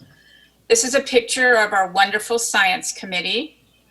And our committee attended the first science materials fair at the Sacramento County Office of Education in January of 2019. So we were able to peruse all of the science materials, and we attended publisher presentations from the 11 K-6 or K-8 programs. So this really helped us narrow down our choices to dive deeper into some of the programs. The committee chose and then invited 3 publishers to come to our district and provide us with more detailed information about their science program. And in the end, the committee chose 2 programs, Twig Science and Pearson Elevate Science, to pilot this year. Each program was piloted for an entire module of science for about 7 weeks. And as teachers taught science to the students this year, they used the California NGSS pilot tools. So there are tools available, and teachers would ask questions to students about what they were learning or what they still had questions about. From the beginning of our quest, Superintendent Reyes challenged all of us, the science committee, to not be textbook based, but to approach this science implementation differently. He challenged us to look at program components to see which ones offered the best hands-on projects for students and which ones contained experiences through videos and could be easily integrated into other curriculum. We've also been exploring field trips that would enhance the science curriculum of a specific grade level. And in addition, we're working to incorporate nutrition with the help of Erica Lee. So what are our next steps? The Science Committee will make a recommendation to Cabinet about which program or program components would best meet the needs of our students, and then also be in alignment with our goal of providing hands-on project-based experiences, and in addition, be able to be integrated with other curriculum. So cabinet will have the opportunity for input and then make a decision to take to the board, to you. At some point, we will display materials for parents and then, of course, come back to you to seek board approval. Once the decision has been made and approved by you about which program or program components we want to adopt, we will work with the publisher representative to provide another module for the science committee to teach. And then the science committee will continue to work on lessons throughout the year next year and provide and develop a Google Drive folder for each grade level so that teachers will start with the materials they need for science when we roll it out district-wide the following year. And that's what we've been doing in science. Do you have any questions?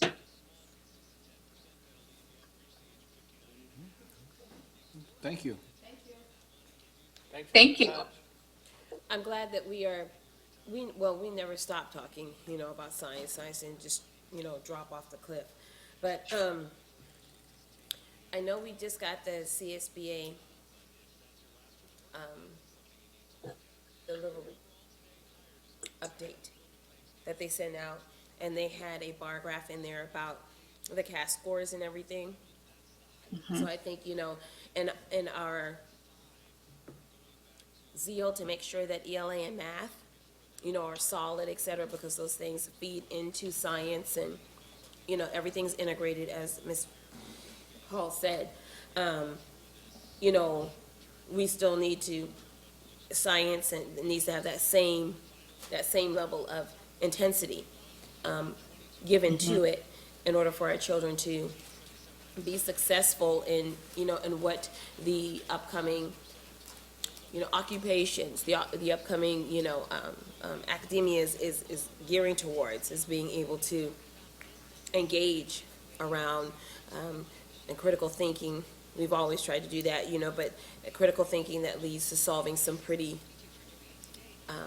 different world problems, different world issues, different world concerns. So, yes, I agree. And this new approach is very engaging for students as they become the scientists and solve the problems together. Yeah. So that's all. Good job. Thank you. Thank you very much. Thank you.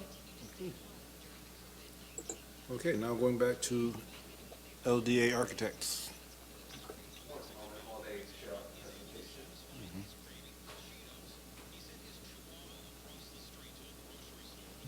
Hi, good evening, everyone.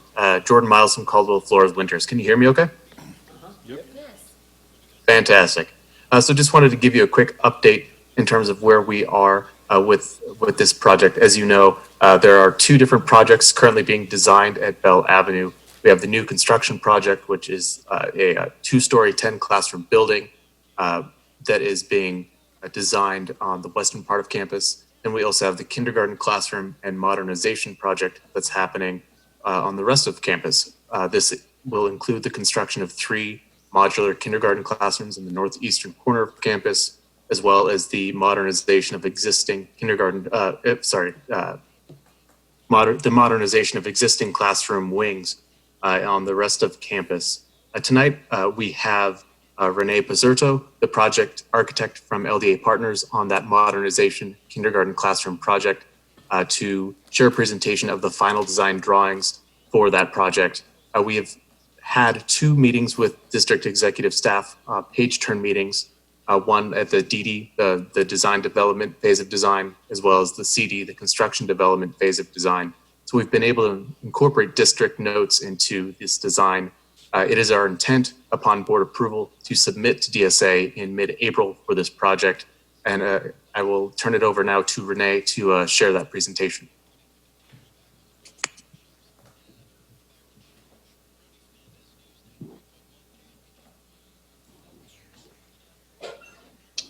Renee, if you hit *6, it should unmute your line. Yes. Huge.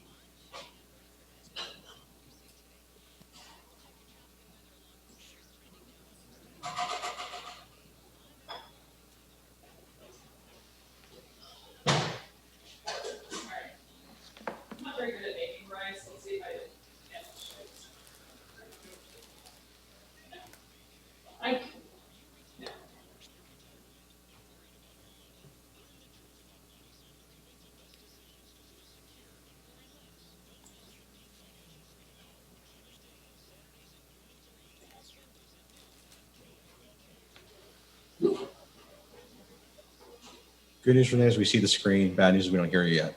Yeah, we can see the project goals page.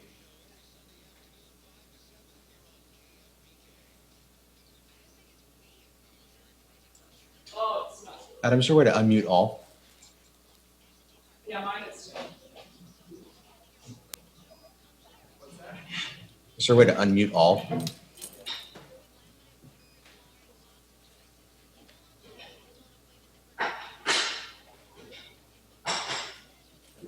Renee, can you hear us now?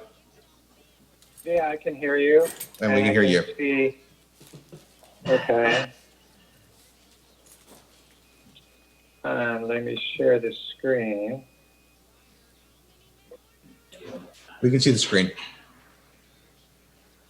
You can see my screen? We can.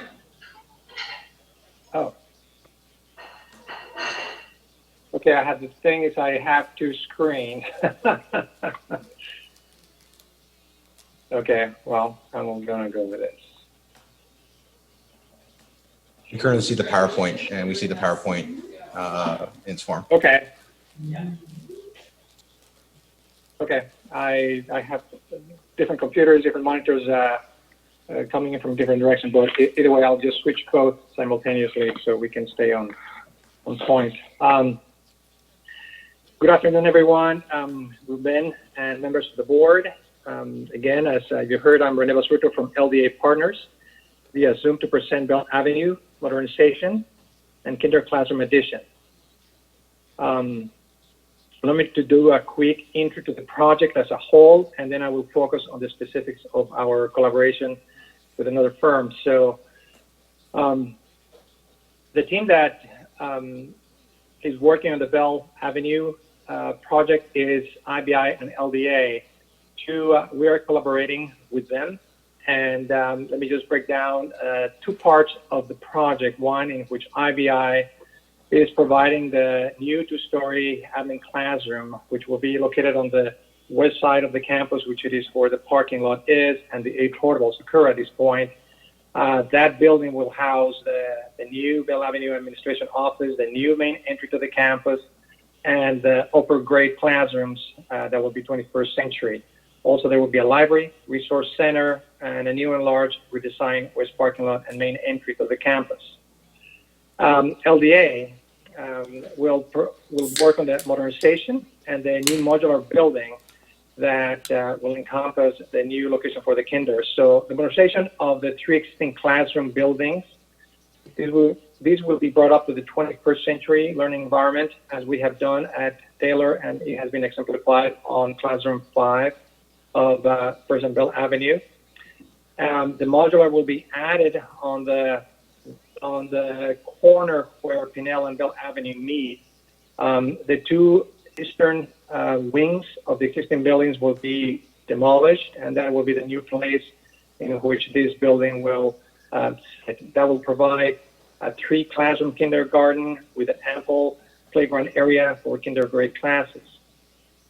What has been very interesting about this project is that having 2 firms in one project on one side, almost working simultaneously, there has been quite a collaboration between all the disciplines, and we're integration of the existing utilities as well as the technology upgrades campus-wide. With this, we see a continual overlapping and cohesive teamwork just to arrive to the final goal, which it is to provide Robla with a 21st century learning environment for every student at Bell Avenue. So with that, if I can just go to the next page. So this is our presentation. So do you guys see the site plan? Or do you still see the presentation page? Yes. Yes, You we see see it. the site plan? Yes. Okay, good. I know exactly which page you're on.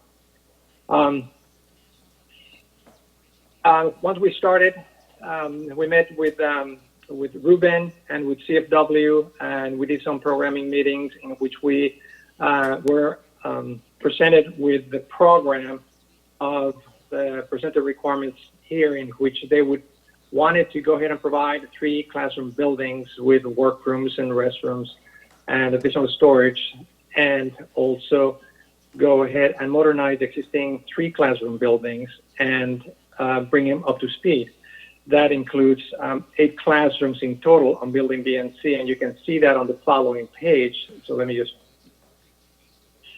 So this is the site that we started with.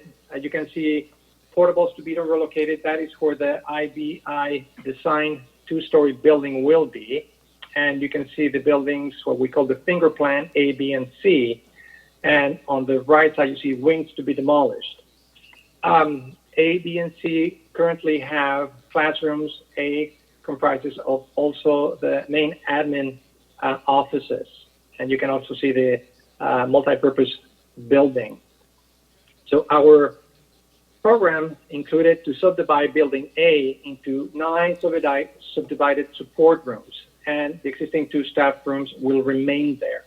Building B, the 4 existing classrooms will remain there as the girls' restroom, and on building C, the 4 classrooms and the boys' restroom.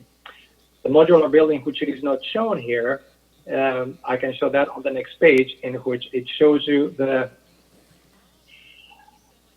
final location of where we see the modular building, in which it is oriented north to south with its back to Pinell Street and on its north to Bell Avenue. So it faces the enclosed courtyard for kindergartens. We have some renderings that I will show in a minute, and you can get a better idea than just this plan view. But what you see here, all the green are the upgraded parts of the 3 finger plans, which are the classrooms and the new support rooms. What red that you see, it is the restrooms that will be new on the modern side on the modular building, and the 3 on the existing buildings. The 2 on B and C are existing restrooms. The 1 on A is the staff that will remain. A little enlargement of the layout. This whole area will be enclosed with wrought iron fence around, which is the typical that Robla has selected for Bell Avenue. So that encloses that from any outdoor traffic, and it also shields the transferring or the flowing from upper grades into the lower grades or kinder area, play area. And you can see again, as I mentioned, on a following rendering. If we go to the actual floor plan of the modernization, you can actually see the classrooms on building B and C. They are exactly as still are and will remain. They will be modernized with the typical marker boards, slider marker boards over the windows, the 3 TVs, and the existing cabinets where the sink occurs, that will remain. The cabinetry is in very good shape, so we'll maintain that. The restrooms that you see at the end of B and C are the upgraded girls and boys restroom. Collaborating with IBI, we noticed that the square footage of the campus increased, and per code and requirements of DSA, we have to comply with a full occupancy of students on a full capacity campus. So that increased our count for plumbing fixtures, and that's what this reflects.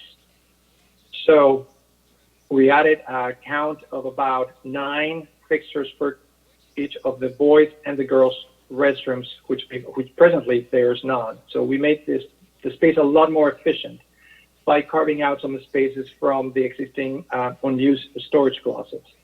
If you look at building A on top, that is the plan as it is right now of just all the existing classrooms, which it is 5, 4, and 3, I believe right now. Those are being subdivided for different functions, in which you have the teacher lounge is the exact same size and footprint of the existing classroom number 3, I believe, and classroom number 4 is subdivided with intervention and a resource specialist program. Classroom number 5, the present, is the one that is also divided for community outreach and English language. And the present teacher's lounge, it is tech support room. So you can see it's a breakdown of all the classrooms, all the rooms, how they are being renovated. The admin, as you see it right now, if you remember, as you enter, you have the entry, the receiving area, and the hallway. All of that will be compartmentalized for after-school programs. The principals will be for social worker. The restrooms remain as they are. They are code compliant, so we want to maintain that. And the pink room, that is where the IT sits at this point, so that is going to become just a room for special programs or special needs. If we go to the following slide, this is the typical upgrade classroom in which, as I mentioned, we have the sliding marker boards over the windows. We have the wall-mounted marker boards. And on this one, you can see the actual 3 TVs that are truly 360, located for teaching and for learning from the students. What we are trying to do here is we have learned from the prototype on Classroom 5 what worked and what didn't. And what has been our learning is that the TV that it is adjacent to the sink is rarely used, and it is too far for viewing or for teaching. So we have concentrated the 3 of them around where the core area where the students sit. If we go to the following, you can get an idea of what we're presenting, which it is the actual layout of the chairs. And I know the colors might be a little bit off, but this is just a study in which we show the 3 TVs. One is missing right here, but we have the sliding boards. So this is pretty much the upgrade of putting tap wall all around with marker boards and the TV. And this is just pretty much a peek of what we are proposing, and this is what we intend to finish with.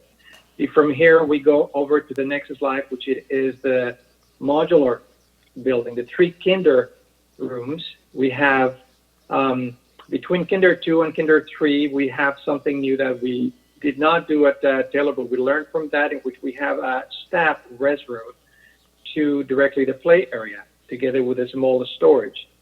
The vestibule and the restrooms between kinder 2 and 3 are similar to what we have done previous on Taylor. Between 1 and 2, you can see that there's a vestibule, and the restrooms are easily accessible from either the kinder 1 or 2, and also from the playground area.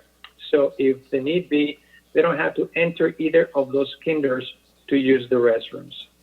On the left side, we have provided storage, 2 storages, an electrical room and a janitor room as well. The storage mainly is for all the storage of the equipment that it is used on the playgrounds, like trikes, balls, or anything else that may be much too big and cumbersome to store in the workrooms or the small storage. If we go to the next slide, you can see the west-facing elevation and the east-facing elevation, which it is Pinellas Street. And this is what I consider the back of the building. So very private, and it's pretty much what I would say is giving its back to Pinellas Street. The west-facing is directly facing the playground areas, and that has full view of the playground area from the classrooms, and all the doors of the classrooms access directly to that. And you can actually see a restroom door in there, which it is the one that it is the staff, and the other ones towards the left side, which are the ones that enter directly into the restroom that I mentioned earlier for the children. Here you have the north elevation, which is Bell Avenue, and they have the south elevation. So I would have to say that the north elevation is pretty much almost like giving the shoulder to Bell Avenue, and the south elevation is facing the present entry to Bell Avenue, where the signature brick sign is with the original logo of Bell Avenue. You can see here also the fence around, and you can probably see that a lot better on this rendering, in which you see on the Pinellas Street view. You can see the back, as I was saying, and you're staying pretty much in the corner on the top view and looking as a bird's eye view into it. You can see the fence around protecting the whole area, and in a few other, probably in the next slide, you will see the fence that it is between the new playground area and existing school. As you can see also here, the 2 wings that extend on building A and B have been demolished, and everything has held back to the point of keeping the actual archways as you come to the original entry of the administration. We thought that would be good. I think it kind of sets a limit to it for the new and the existing come to be one. On the lower one, you can see the layout of the playground areas. On this one, you can see a little bit better how the fence wraps around. All the doors on the west elevation face the play yard area. So, and on the next one, you can actually also see the fence that I mentioned. You can see on the lower, on the play yard, courtyard view, on the left side, you can see this, the 4-foot-high wrought iron fence that divides the kinder area from the upper grade, and all the play courts, the little track for tricycles, the 4-square, the running lanes, and the hopscotch. On the next one, you can actually observe a little bit more and see a bird, a fly through that we put together to get a little bit idea of how we propose the campus to be. So I will just let you do that.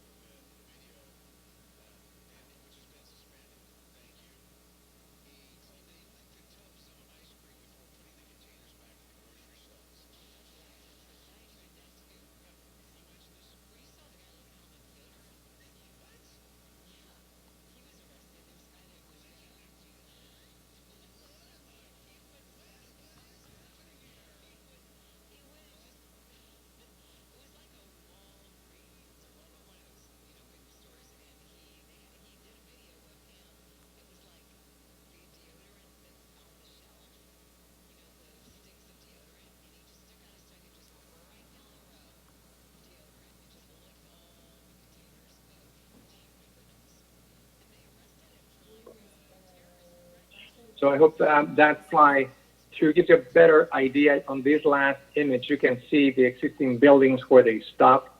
And we just honor exactly where the buildings end. And I think that's a really good clean line to divide the new and the existing and how they marry and how we made it work together. So we have gates at every one of those, I may say, arches or porticos to enter.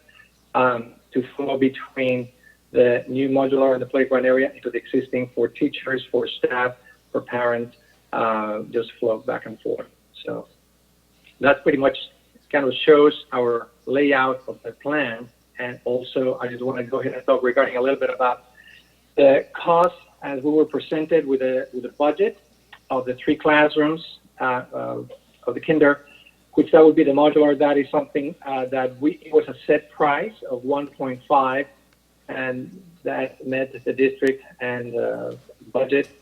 Modernization of the 3 classroom buildings, the restrooms, the building A, so dividing all those into the 9 usable spaces. That was around 3.5 what the district budgeted for. We estimated around 3.4 at this point, so the total cost of about a little bit less than 5 million on LDA estimate, and taking into account all the professional services, permitting, inspections, DSA, which it is quite a bit and involves quite a, all of it.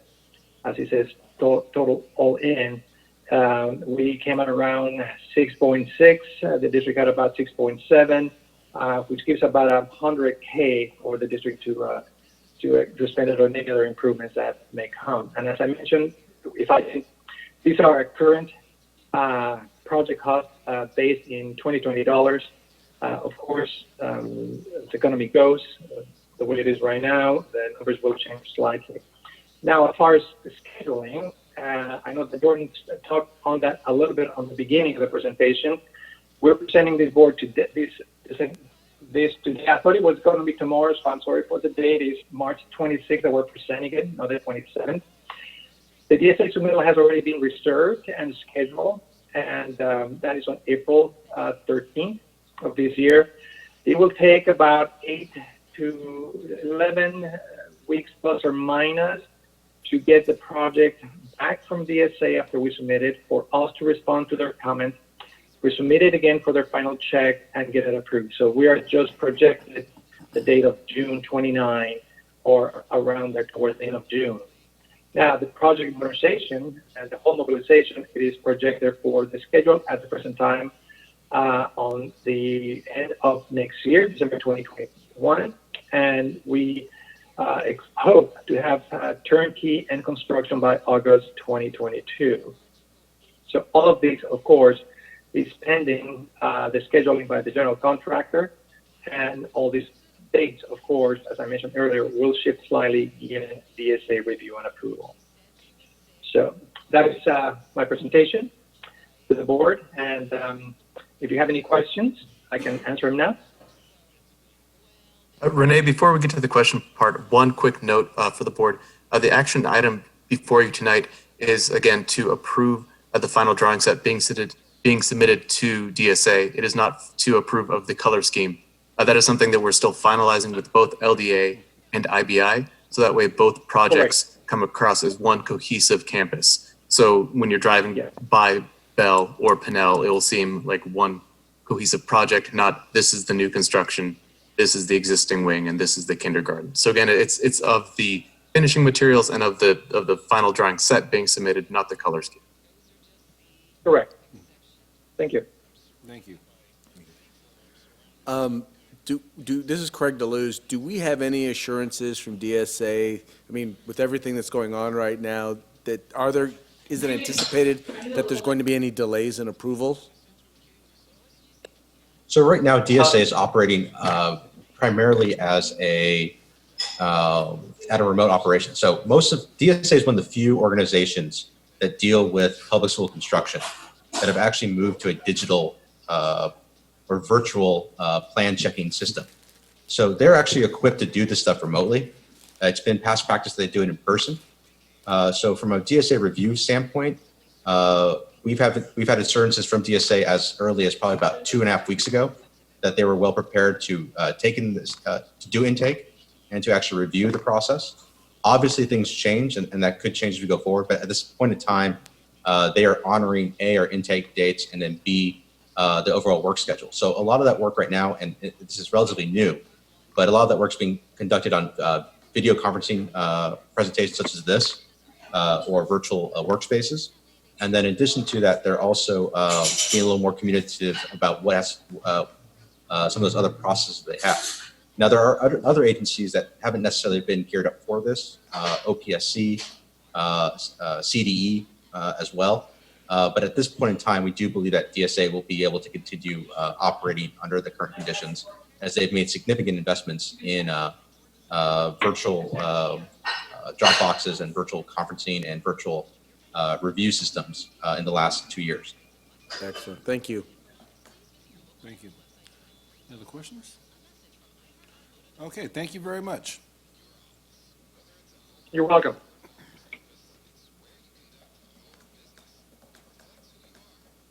Okay, moving along to action items. Excuse me. Item 4A, scheduled board meeting on April 9th, 2020. So moved. It's been moved and seconded. Any discussion? All those in favor say aye. Aye. Opposed? Abstentions?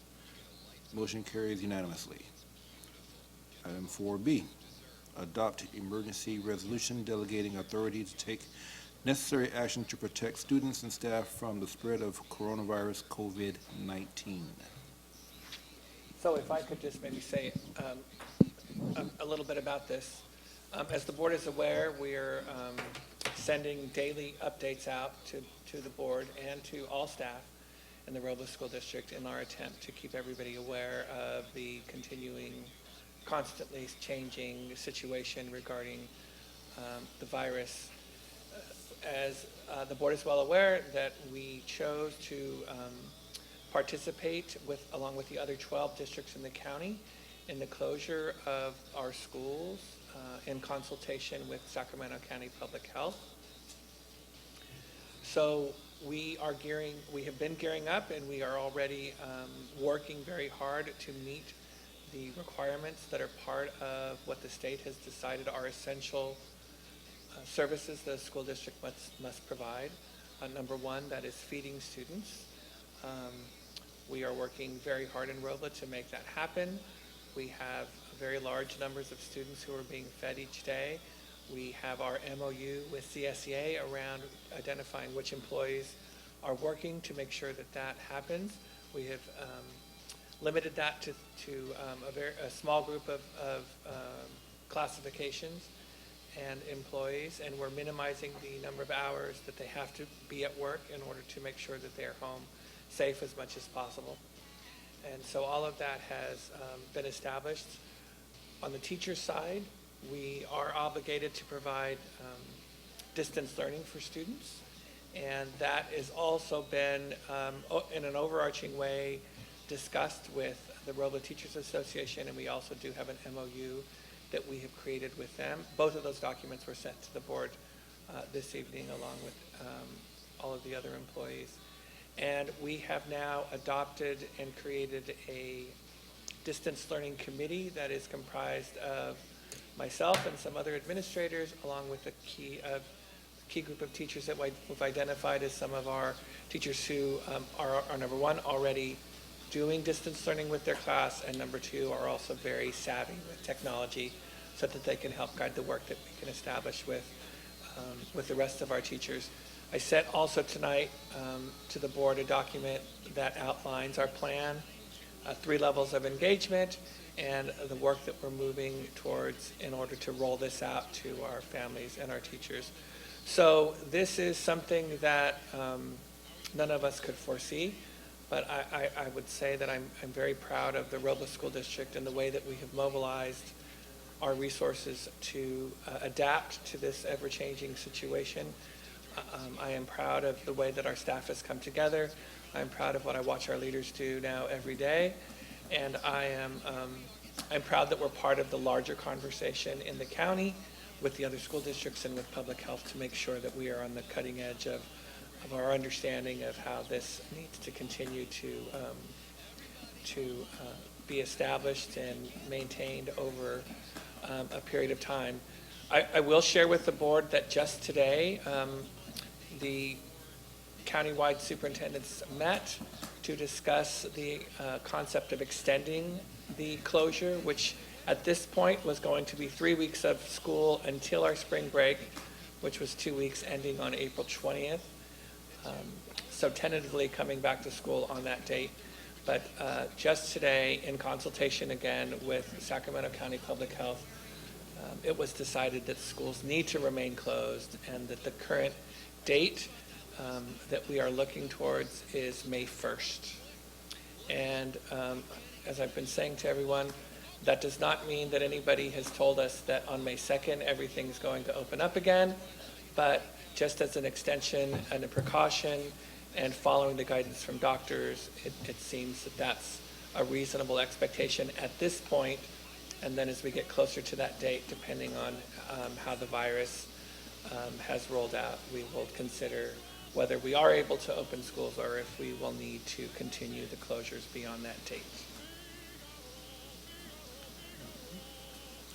So spring break isn't going to be moved up, is it? Spring break has not changed. Is there a motion? Well, I think before we move forward, I wanted to discuss this. You know, one of the challenges I have is, and I understand that this is an unprecedented situation. This is not something I think any of us, one, foresaw, but a situation that not any of us have ever experienced.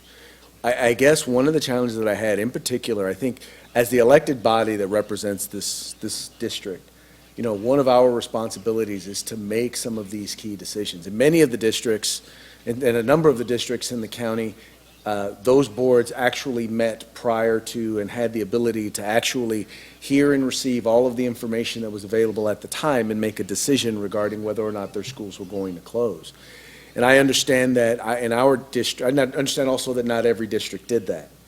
I also know that our policies do give the superintendent the ability to take certain measures, including temporarily closing schools. I guess my concern was that to make a decision, a long-term decision like that, one that is clearly going to impact the education of students, that's a decision that quite frankly should have been made by this body. And I mean, I'll put it this way, and I know that we are in a situation where we're blessed with a superintendent where I think we trust his judgment, and we know that we can trust his judgment. But let's be honest, that's not always going to be the case. We're not always going to have Ruben as a superintendent, and we may not always be the board members. I think it's important that when it comes to the long term, when it comes to the key decisions that are being made, not so much on the day-to-day running, but on the policy and the direction of this district, I think that ought to always sit in the hands of those who are elected to make those decisions, and that would be us. I would have rather seen at that time a decision, if it was to temporarily close for a day or so, call a board meeting within 24 hours, let us come together and make those, and then take a look at the information that's available, and then make a decision. I mean, I have to be honest, I'm concerned that so far the CDC has not recommended school closures. In fact, none of the national immunologists or medical professionals who have recommended, who are making decisions about this, have recommended school closures. They've recommended school closures in the cases where there's a major outbreak in a particular community or at a particular school. They've talked about things at those schools like canceling all assemblies, like doing like staggering recesses or lunch breaks and things like that. I mean, even the state of California isn't even requiring school closures. In the long run, what it was a number of school districts wanted to do something, and this is what they decided to do. And the state has pretty much supported that because, well, that's what everyone seems to be doing. And I'm not saying that closing the schools was a bad idea. I'm just saying that if we're going to make decisions, then we ought to be in a position to make those decisions and bring whatever information is available to the table, or at least so that we can hear that information. I think that also doesn't just go for the closures the decisions that have already been made, but I think for the overall policy decisions going forward, I mean, I'd like to still be a part of those decisions, and as opposed to finding out about them after the fact. So it's with that I'm not going to be able to support this resolution. You know, I think that this is why we have a board and why there are more than 5 members, and I appreciate your opinion and I respect your opinion, Trustee DeLuz. I think this actually could have been foreseen, and I think it was foreseen by a lot of people, and I actually enjoy the fact that we have a body that can make quick decisions when there needs to be those decisions. I personally would not, especially in this case, and I think this case demonstrates that, would not have trusted the decisions of the CDC, because I don't think that they would have made the right decisions or have made the right decisions. So I do understand the importance of this body making those decisions, and it would be nice to be able to pull together a board meeting very quickly and make those decisions. I think we can do that, but I also want to acknowledge the fact that when there needs to be a quick decision, I'm glad that a quick decision can be made, because I don't think that in the overall scheme of things, or I don't think that the entities above this board have made the right decisions, and so I'm glad that the decisions that were made at the time that they were made, because I think that in the long run it would have endangered more children. So that's my particular opinion on that. Yeah, I'd like to say, you know, I don't have any faith in the national leadership of the problem that's going right here, right now. I don't. I think that it's all been delegated to superintendents and mayors throughout this country, and I think they've done a wonderful job. There is nothing guiding us that should be guiding us from the national leadership, and I do appreciate all that you've done so far. I don't quite understand where the details of closing were so important. I think the fact that the debate going on right now is whether to isolate, be in place is the most important thing. We had parents not sending kids to school. I don't, Mr. DeLuz, I am surprised I didn't know that this was not a directive from the county. that this was not a directive from the state. But even if it wasn't, I solely support 100% the decision that was made to close the schools in this county because of what is going on. The hospitals are becoming overwhelmed. We have a problem before us, and I thought about this quite a bit too. Whether to support this or not, giving out my decision, we are empowered by the voters to make the decisions. But on a day-to-day basis, on some of the decisions you have to make, and I don't know if I can, there's a couple points I'm gonna make here, and so just hold on as I bring them in. We do trust Superintendent Reyes. We all do. We know it very well. And as far as the long term, I don't know how long this is gonna last, but in this resolution, it is gonna end as soon as this crisis is over. So this isn't going to be, I don't see this as setting precedents. And while it does set a precedence, because we've never been faced with anything like this, but I don't see it setting a precedence where we're going to just out of the blue relinquish our responsibility to a superintendent. I'm trying to keep my train of thought here. One other point I was going to make on the closures. I think it's important. I think it's important to let superintendents have the authority to make the decisions that are changing on a day-by-day basis. I don't know if in this resolution we could put in something that this is going to be an item that is going to affect the district beyond the current crisis, that we wouldn't want to bring it back to the board, and I wouldn't expect you to be really making those decisions. But I really see this as giving you the power to bargain with the bargaining units to make some decisions for this crucial time. This is what I see as the meat of this. Am I right, or am I wrong? That's absolutely part of it. The whole. And I support it. I do support it. I know it requires a unanimous decision to do it. But I do think for the good of this community, for the safety of our students, for the safety of all the people in this. It goes beyond the district. There's no bounds on coronavirus. But I feel it's important we approve this resolution, and I will back it up. And with that,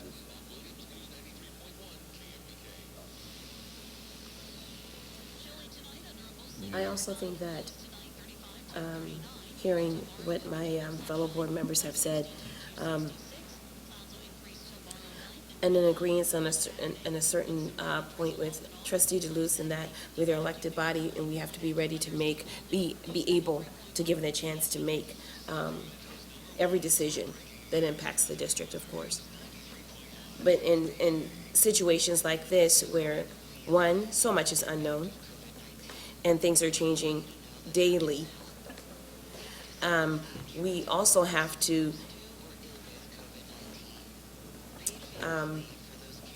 give our superintendent the ability to make those quick decisions.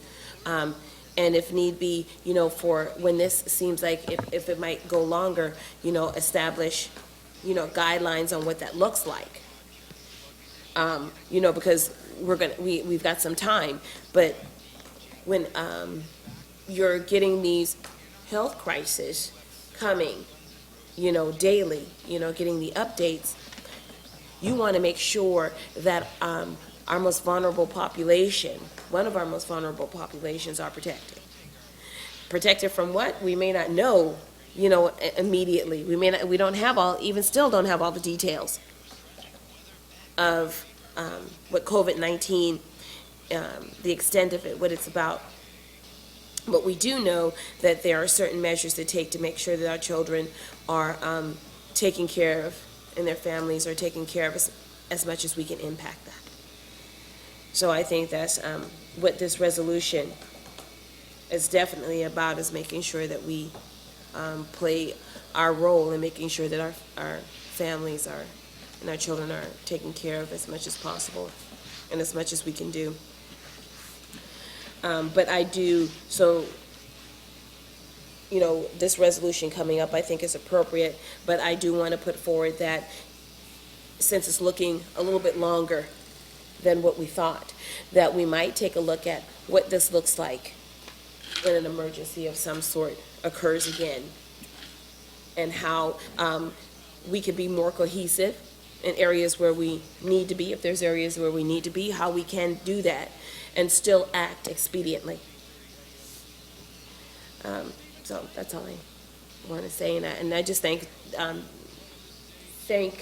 my fellow board members for putting their thoughts forward, because that's the way we come to the best decision that we can possibly make, is to hear the sides of everything. So I always appreciate the feedback from everybody, most definitely.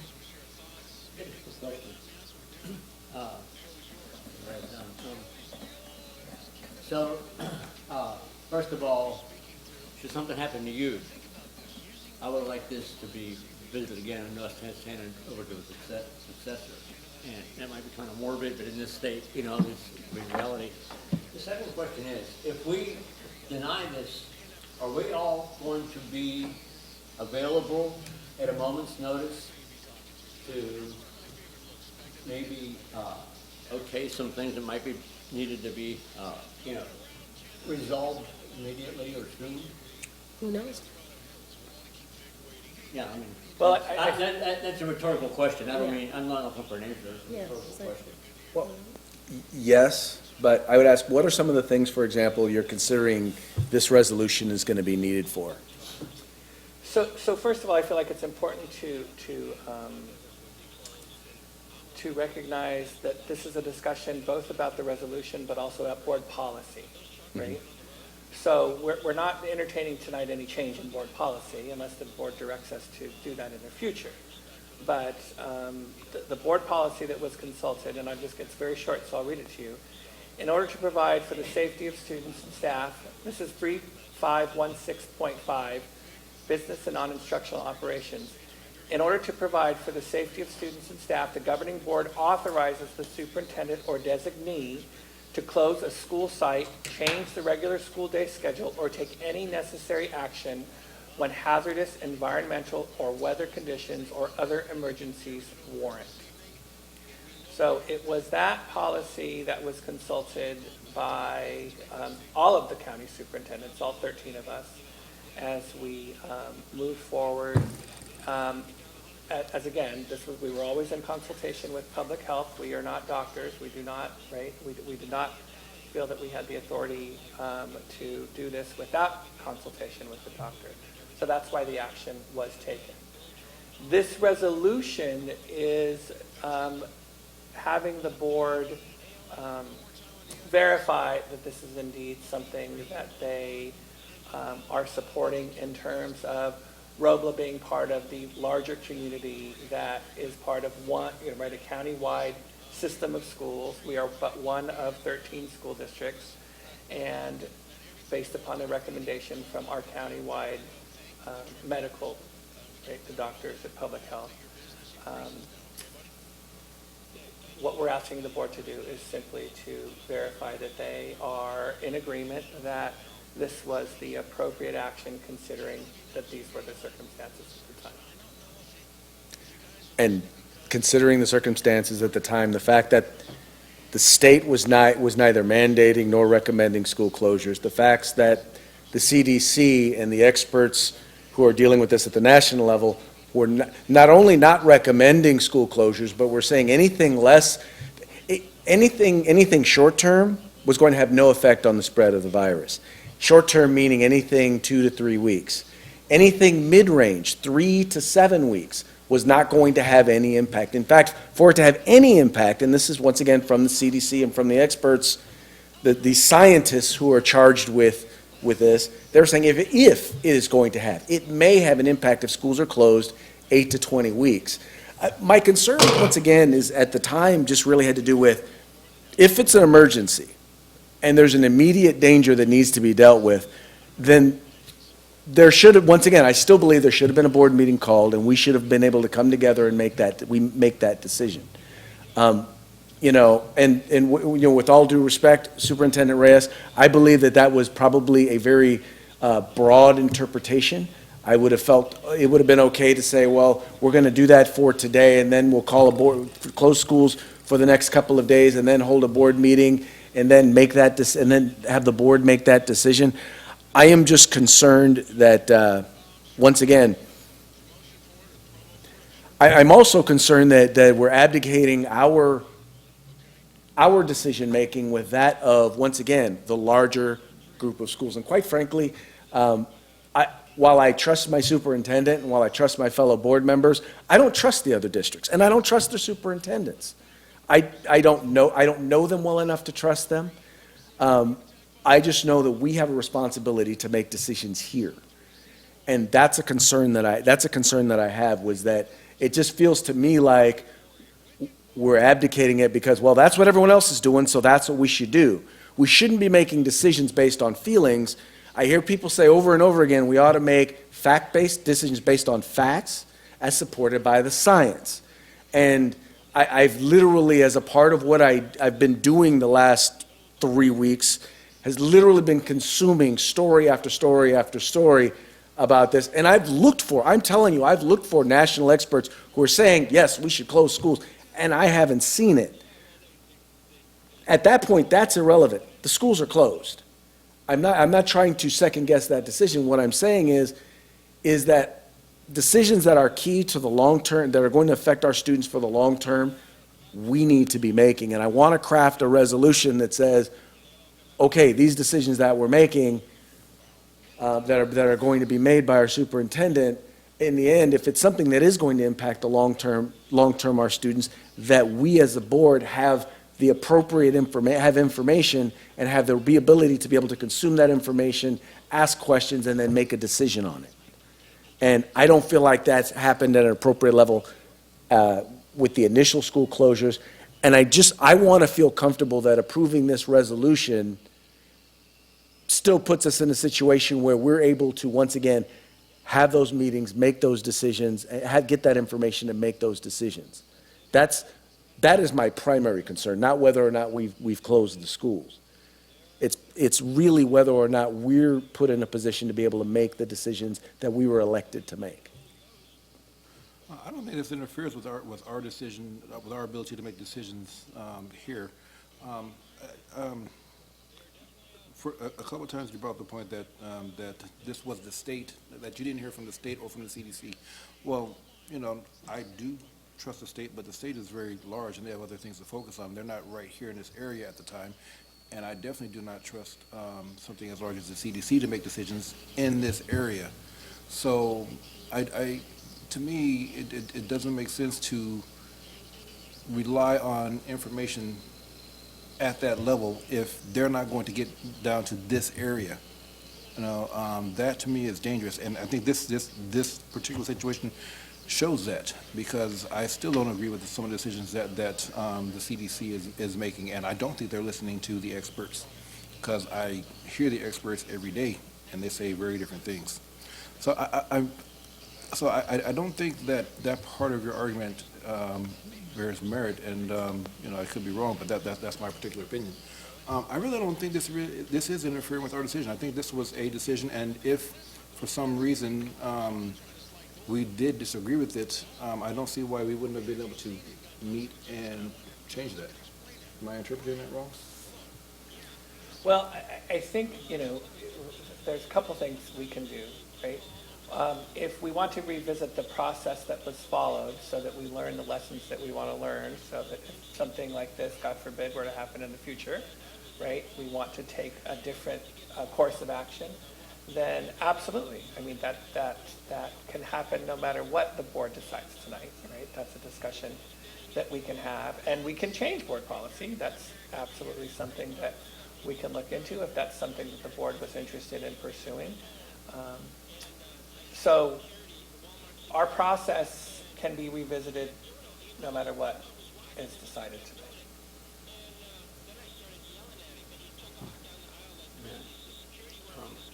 As far, I totally agree. I said it, I agree with long-term decisions, something's going to impact anything beyond this emergency. I do not want to relinquish that responsibility there.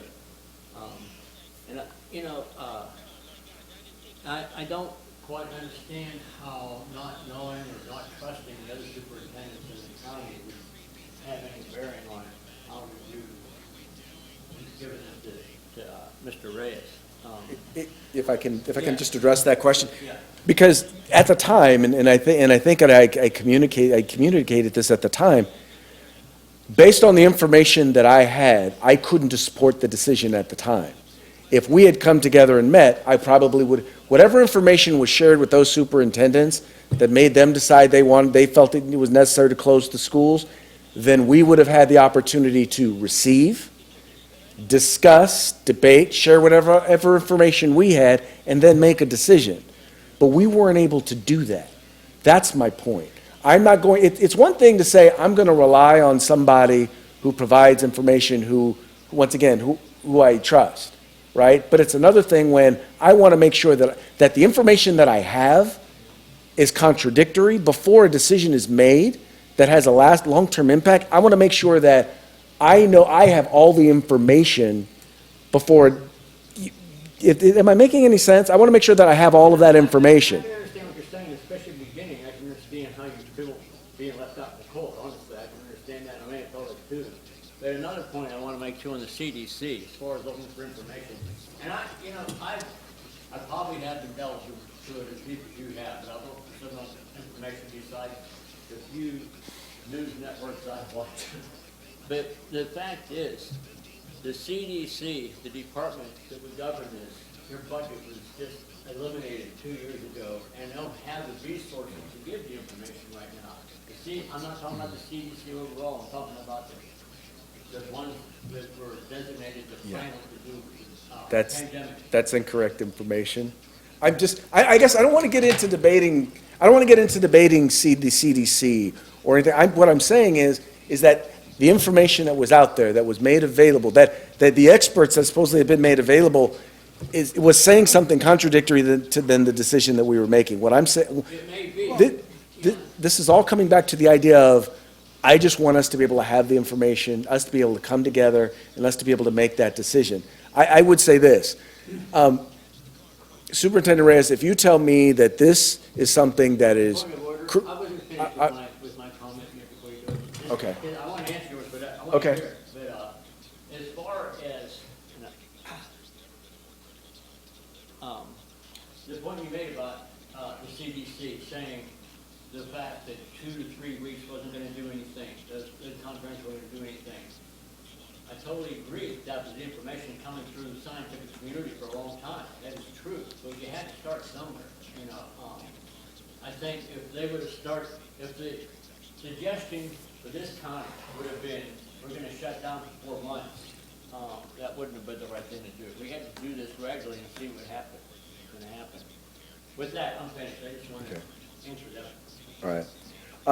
Superintendent Reyes, if you tell me that the passage of this resolution is essential for you to be able to make some key decisions that need to be made, and it's going to be difficult for you, it's going to be difficult to impossible for you to make those decisions if we don't pass this resolution, I will support it. I still have my issues and my concerns, and what I would hope that going forward, if it is a decision that is not necessarily immediately needed to be made, and we as a board could come together and make a decision on it, I would like the opportunity to be able to do that. If you can assure me that that's the case, then I will support this resolution. Mr. DeLuz, I cannot tell you that this is a required resolution, that if we don't pass it, we'll tie my hands. The actions that it is required for are not any actions that I have had to take. So we've not had to establish any kind of emergency contracts with any, where it would mean we wouldn't have to go out to bid, that type of thing. I am not aware of any such situation having arisen thus far or in the foreseeable future, as I understand our responsibilities.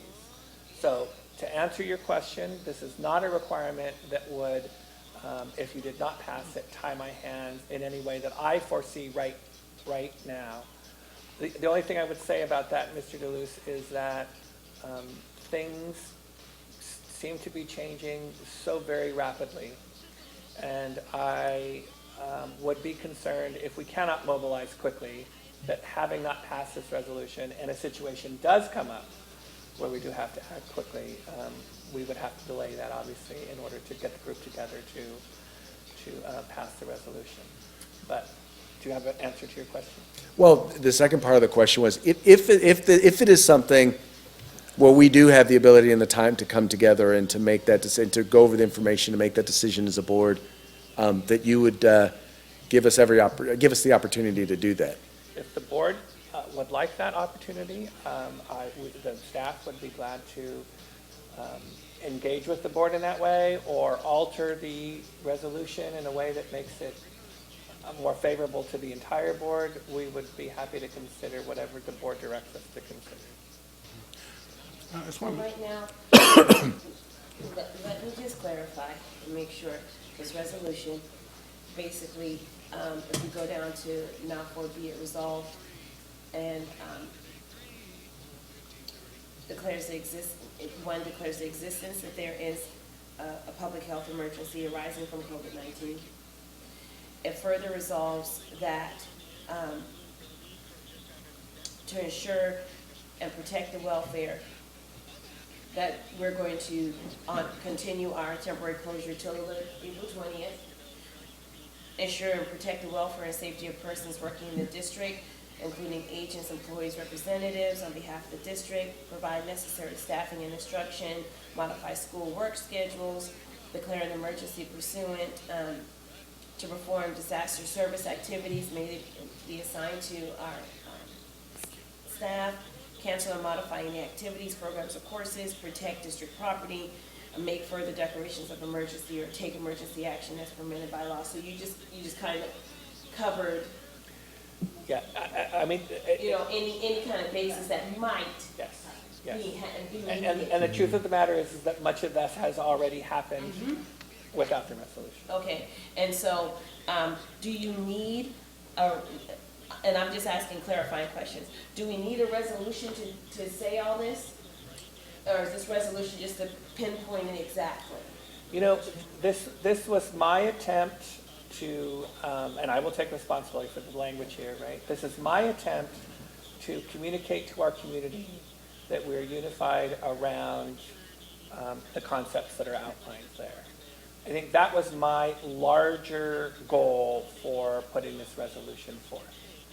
It was not put forth, nor was it made clear to me that there were legal requirements for a resolution that if we did not pass it, actions could not take place without that.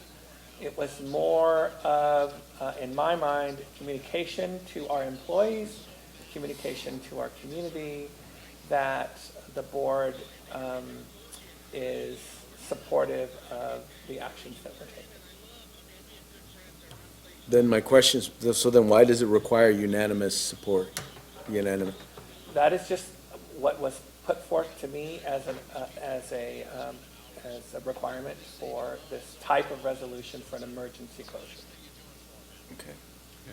I just want to make one more comment, and this is to Trustee DeLuce, and I want to clarify something. You are making sense, and I do hear what you're saying. And I picked up on two things that you said. And one, I think the problem with something like this is we can all make really good points and all make sense at the same time. So that's why I don't want to get into the politics of it. But I picked up on two things that you said. One was immediate decision, and the other was enough information. And I think those are some of the areas that we could possibly never agree on. So that's why something like this can make sense, and we still won't get consensus on it. So I just wanted to point out, to make sure that you understood that I hear you and I understand what you're saying. Okay? I don't know if we will come to agreement on that, but you did make sense. Well, I think the key is not so much, there are going to be things where we're not going to come to agreement, and that's okay. The main thing is to come to a point of understanding, and a point where each board member, everyone feels like they've been heard. And that's the main thing that I think that I want to make sure. And I think one of the strengths that we've always had as a board is even when we've had even when we've had a disagreement, or even when we've had an outlier, we've always made sure and given people the opportunity to both understand as well as to be heard. Now, sometimes people choose not to understand, and sometimes people aren't happy with if they've been, to the degree to which they have been heard. But at least we want to make sure that that we have that opportunity, that each board member has that opportunity, and I feel like I've been given that tonight, so thank you. And I get that. We've had a good discussion on that too. And I'd just like to say that, you know, something that we've always said too. I mean, I feel good that we're having a discussion, we're having a disagreement, to be honest. That it's important that if we should agree to support it, that if we don't support it, it's important that we agree as a board to support the non-agreement, is what I'm trying to say. You know, I just want to remind you that it's not good to go out talking behind someone's back. We agree unanimously as a board whatever the decision is made. And I'm willing to do that. Well, and I would like to move to support or move to approve the resolution. It's been moved in second. I just want to make one more quick comment. I get what you're saying. I think that, you know, initially we all tried to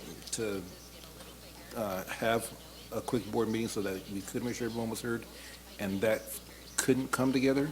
And so I think that this kind of shows why we actually do need something like this, because there was that attempt to meet quickly and make sure that everything was there, but it just didn't quite develop. So. And just quickly in that, if we had a hindsight to look at, if something were to occur and Superintendent Reyes didn't make a decision and something, you know, happened, I always turn it around and look the other way. We'd be asking them questions. Why didn't you, why didn't you, why didn't you? And when it comes to, again, even though this is not, you know, a disastrous, you know, obvious threat, we don't want to put our children in any harm's way. None of us definitely, but we don't want to put him in a position where he can't make a decision because of some bureaucracy. So that's just my opinion, you know, and that's why these things occur. Not saying that it's going to take away our ability to come together and make a decision, but I also don't want his hands tied when something needs to be done, and it needs to be done now. And that's it. I 100% understand what they said. I feel too, he's right. Yeah, we may have the opportunity to understand what's going on, what's happening, and I think we're pretty flexible, and we can all move in it. The need us will be there, and we'll make it happen. But with this situation, this pandemic situation that's going around, we never been facing it before. We all being also wrap up with our families, our worries, our jobs, our employees, and all this craziness going around. And in some points, every time I see an old or see a neighbor with you, I take my hats off because you've been really responsible, you've been really proactive, you have communicated with us, and I personally trust what you're doing, but as also too, as a group, we like to be involved in decisions important like this, and that's the only thing we're missing here. But I think you're doing a really great job.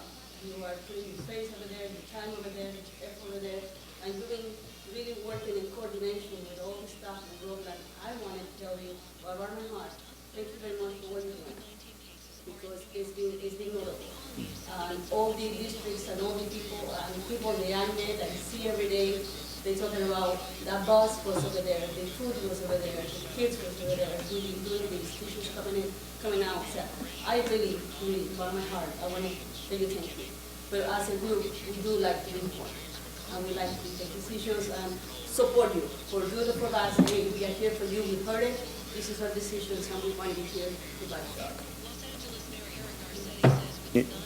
If I might just, I want to address, basically the number one thing that made me change my mind was that, you know, as you said, Superintendent Reyes, we don't know what is going to happen, and should there come something that is unforeseeable and you need to be in a position to be able to make those decisions, I want you to be in a position to be able to make those decisions. I think for me, once again, and I think the rest of the board kind of agrees, is I think it's just, we want to know that whenever possible, we want to be a part of those decisions. And I think we've communicated that, so thank you. If I may say one more thing. I'd just like to thank Trustee DeLuz for all the research that you bring, not only in this subject, but many other subjects in the past. I really do admire the details you bring to this board and do appreciate it. I'm not arguing against it, I'm not limited knowledge. I'm not gonna just give in. I second that. Okay, it's been moved in second. All those in favor say aye. Aye. Opposed? Abstentions? Motion carries unanimously. Let's see, item 4C, adopt resolution making environmental findings in connection with the Glenwood Elementary School new construction and modernization project. It's been moved in second. Any discussion? Was there any findings? No, these are just studies that have to be done, so the results can be reported and approved by the state. Okay. All those in favor say aye. Aye. Opposed? Abstentions? Motion carries unanimously. Item 4D, adopt resolution approving final drawings for the Bell Avenue Elementary School modernization and kindergarten construction project and authorizing the district to submit the drawings to the Division of the State Architect and California Department of Education. Second? It's been moved in second. Any discussion? We are not approving the colors that were shown on the. Thank you for clarifying that. Is that gonna require you to? All those in favor say aye. Aye. Aye. Opposed? Abstentions? Motion carries unanimously. Item 4E, approve change order number 01 to the Geotechnical Engineering Services contract with Youngdahl Consulting Group for adjustment of scope for the Glenwood Elementary School new construction and modernization project. So moved? It's been moved in second. Any discussion? Sure. So there was some adjustments in the scope. So is it a broader scope or what?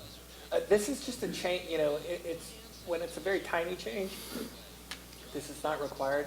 I'm not exactly sure of the intimate details around how the scope changed. We already had a vision, and I'm assuming this was maybe some kind of fault in communication, where when they did the initial study, they didn't quite encompass all of the area that they needed to encompass, so we just needed to make a change. I just asked them whether it's or not when they do that. Just again, we're doing a lot of work, so I'm trying to understand, so just that they include it in here, what does that change mean, what did you make it do? Okay. All those in favor say aye. Aye. Opposed? Abstentions? Motion carries unanimously. Item 4F, approve Chromebook purchase not to exceed $200,000 for remote education device replacement from California Lottery funds. It's been moved in second. So if I could just clarify, as we have shared with the board, we are in the process of rolling out our distance learning plan. We have enough devices currently to roll out our plan. Just so the board is clear, and this is in the document I sent you today, we will not be able to give every child in the district a Chromebook. We do not have enough to do that. However, we're confident that, and we're still running the numbers, but we're confident that we can give a Chromebook to every household.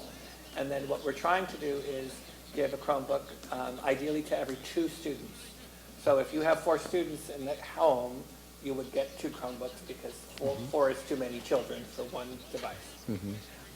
We have been surveying our families, and we've been doing that because we developed a procedure in Robla where our teachers are calling their students every week. And so in that first week, we said, please ask them around what, do they have a device and do they have internet access? So we actually have some rough numbers. We weren't able to get hold of every family, but we do have a sense that we'll be able to cover what we need to cover because some families do have devices and some families do have internet. So what we're actually doing with this action is getting enough devices so that if we have no clue how many devices we will lose or will get broken. We anticipate just because of human nature, some loss will happen. We don't want to start the new school year short devices because too many devices broke. The technology in our district is such an integral part of the teaching and learning that happens, we cannot hinder that. So this is us really kind of purchasing devices so that we're sure we have enough when the new school year starts, well, or whenever school comes back together. And also, this is also us getting back on track with our replacement plan. So the board will recall that a few years ago we established that we were going to purchase some devices every year so that as devices became, I'm not going to think of the right word, Adam, just right, they're just getting old, end of life. Thank you. And so that we have new devices to replace them, and that cycle is continuing. Last year, in a budget cutting measure, we did not purchase anything. So this is kind of getting us back on track. And you know, I want to acknowledge Adam, who put this quote together and has turned over every rock that he could find, because we're not the only people who are thinking of this, and there's a lot of districts that are wanting to buy Chromebooks, and so he, and I know with some help from Patty Brown in the business office, have been able to identify sources for the Chromebooks. And acknowledging Gerardo, who, you know, gave a hard look to the budget to say where might we be able to find a funding source in order to make this happen. So we're pleased to bring this forward, and you know, again, I think this will be happening for a while now. We're going to have these things that are just symptomatic of our current situation as we adapt to kind of a new way of doing business, and these are the actions that we have to take to make sure that we're planning for the future. So you're buying them now, right? We're buying them now. If the board approves it, we're buying them now. I can't think of a better way to spend lottery money. Oh, it took the words right out of my mouth.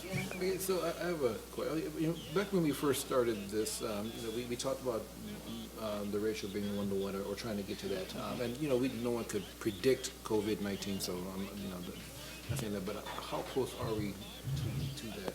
Adam, we're 2-to-1. We're 1-to-1 in 2nd through 6th grade, correct? Correct. And then in kindergarten and first, we mostly use iPads, and those are about 2-to-1. Yeah, just about 2-to-1.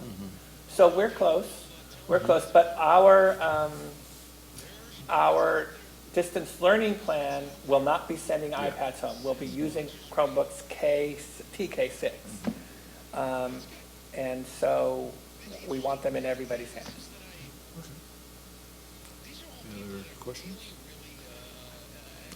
I can't recall. Has it been moved? Okay, so moving to second. All those in favor say aye. Aye. Opposed? Abstentions? Motion carries unanimously. And that's it for our action items. Moving on to item 5, board member requests for future agenda items and reports. Trustee DeLuce? I'm assuming, I know that we're having the April 9th meeting for a specific reason, but I'm assuming that we'll also at that meeting be getting updates on how distance learning and all of that is going and whatnot? And if there's Every day, anything. and on that meeting as well. Excellent, thank you. That's it. Okay. Trustee Cardona? Trustee Boyd? I don't have a request, but I'd just like to echo what Trustee Cardona said about not only River, but everybody in this district who has been so diligently working hard to, you know, I've heard secondhand comments from other districts who are close to us too. That, it's a vacation for them. They don't want to do anything. They don't want to start the kids. You know, I can't even imagine that. I know this district isn't like that, but I'm going to make it quick. I want to thank everybody for what you've done and really putting all the effort in. It's just been Exemplary. Yes. And I, second or third, that's in it. Yes, thank you very much to the entire staff. If you need any help, use your hands. We will remember that. With that, this meeting is adjourned. And thank you to the 16 people who watched and the 11 who stuck with us the entire time. Robla, Thursday night.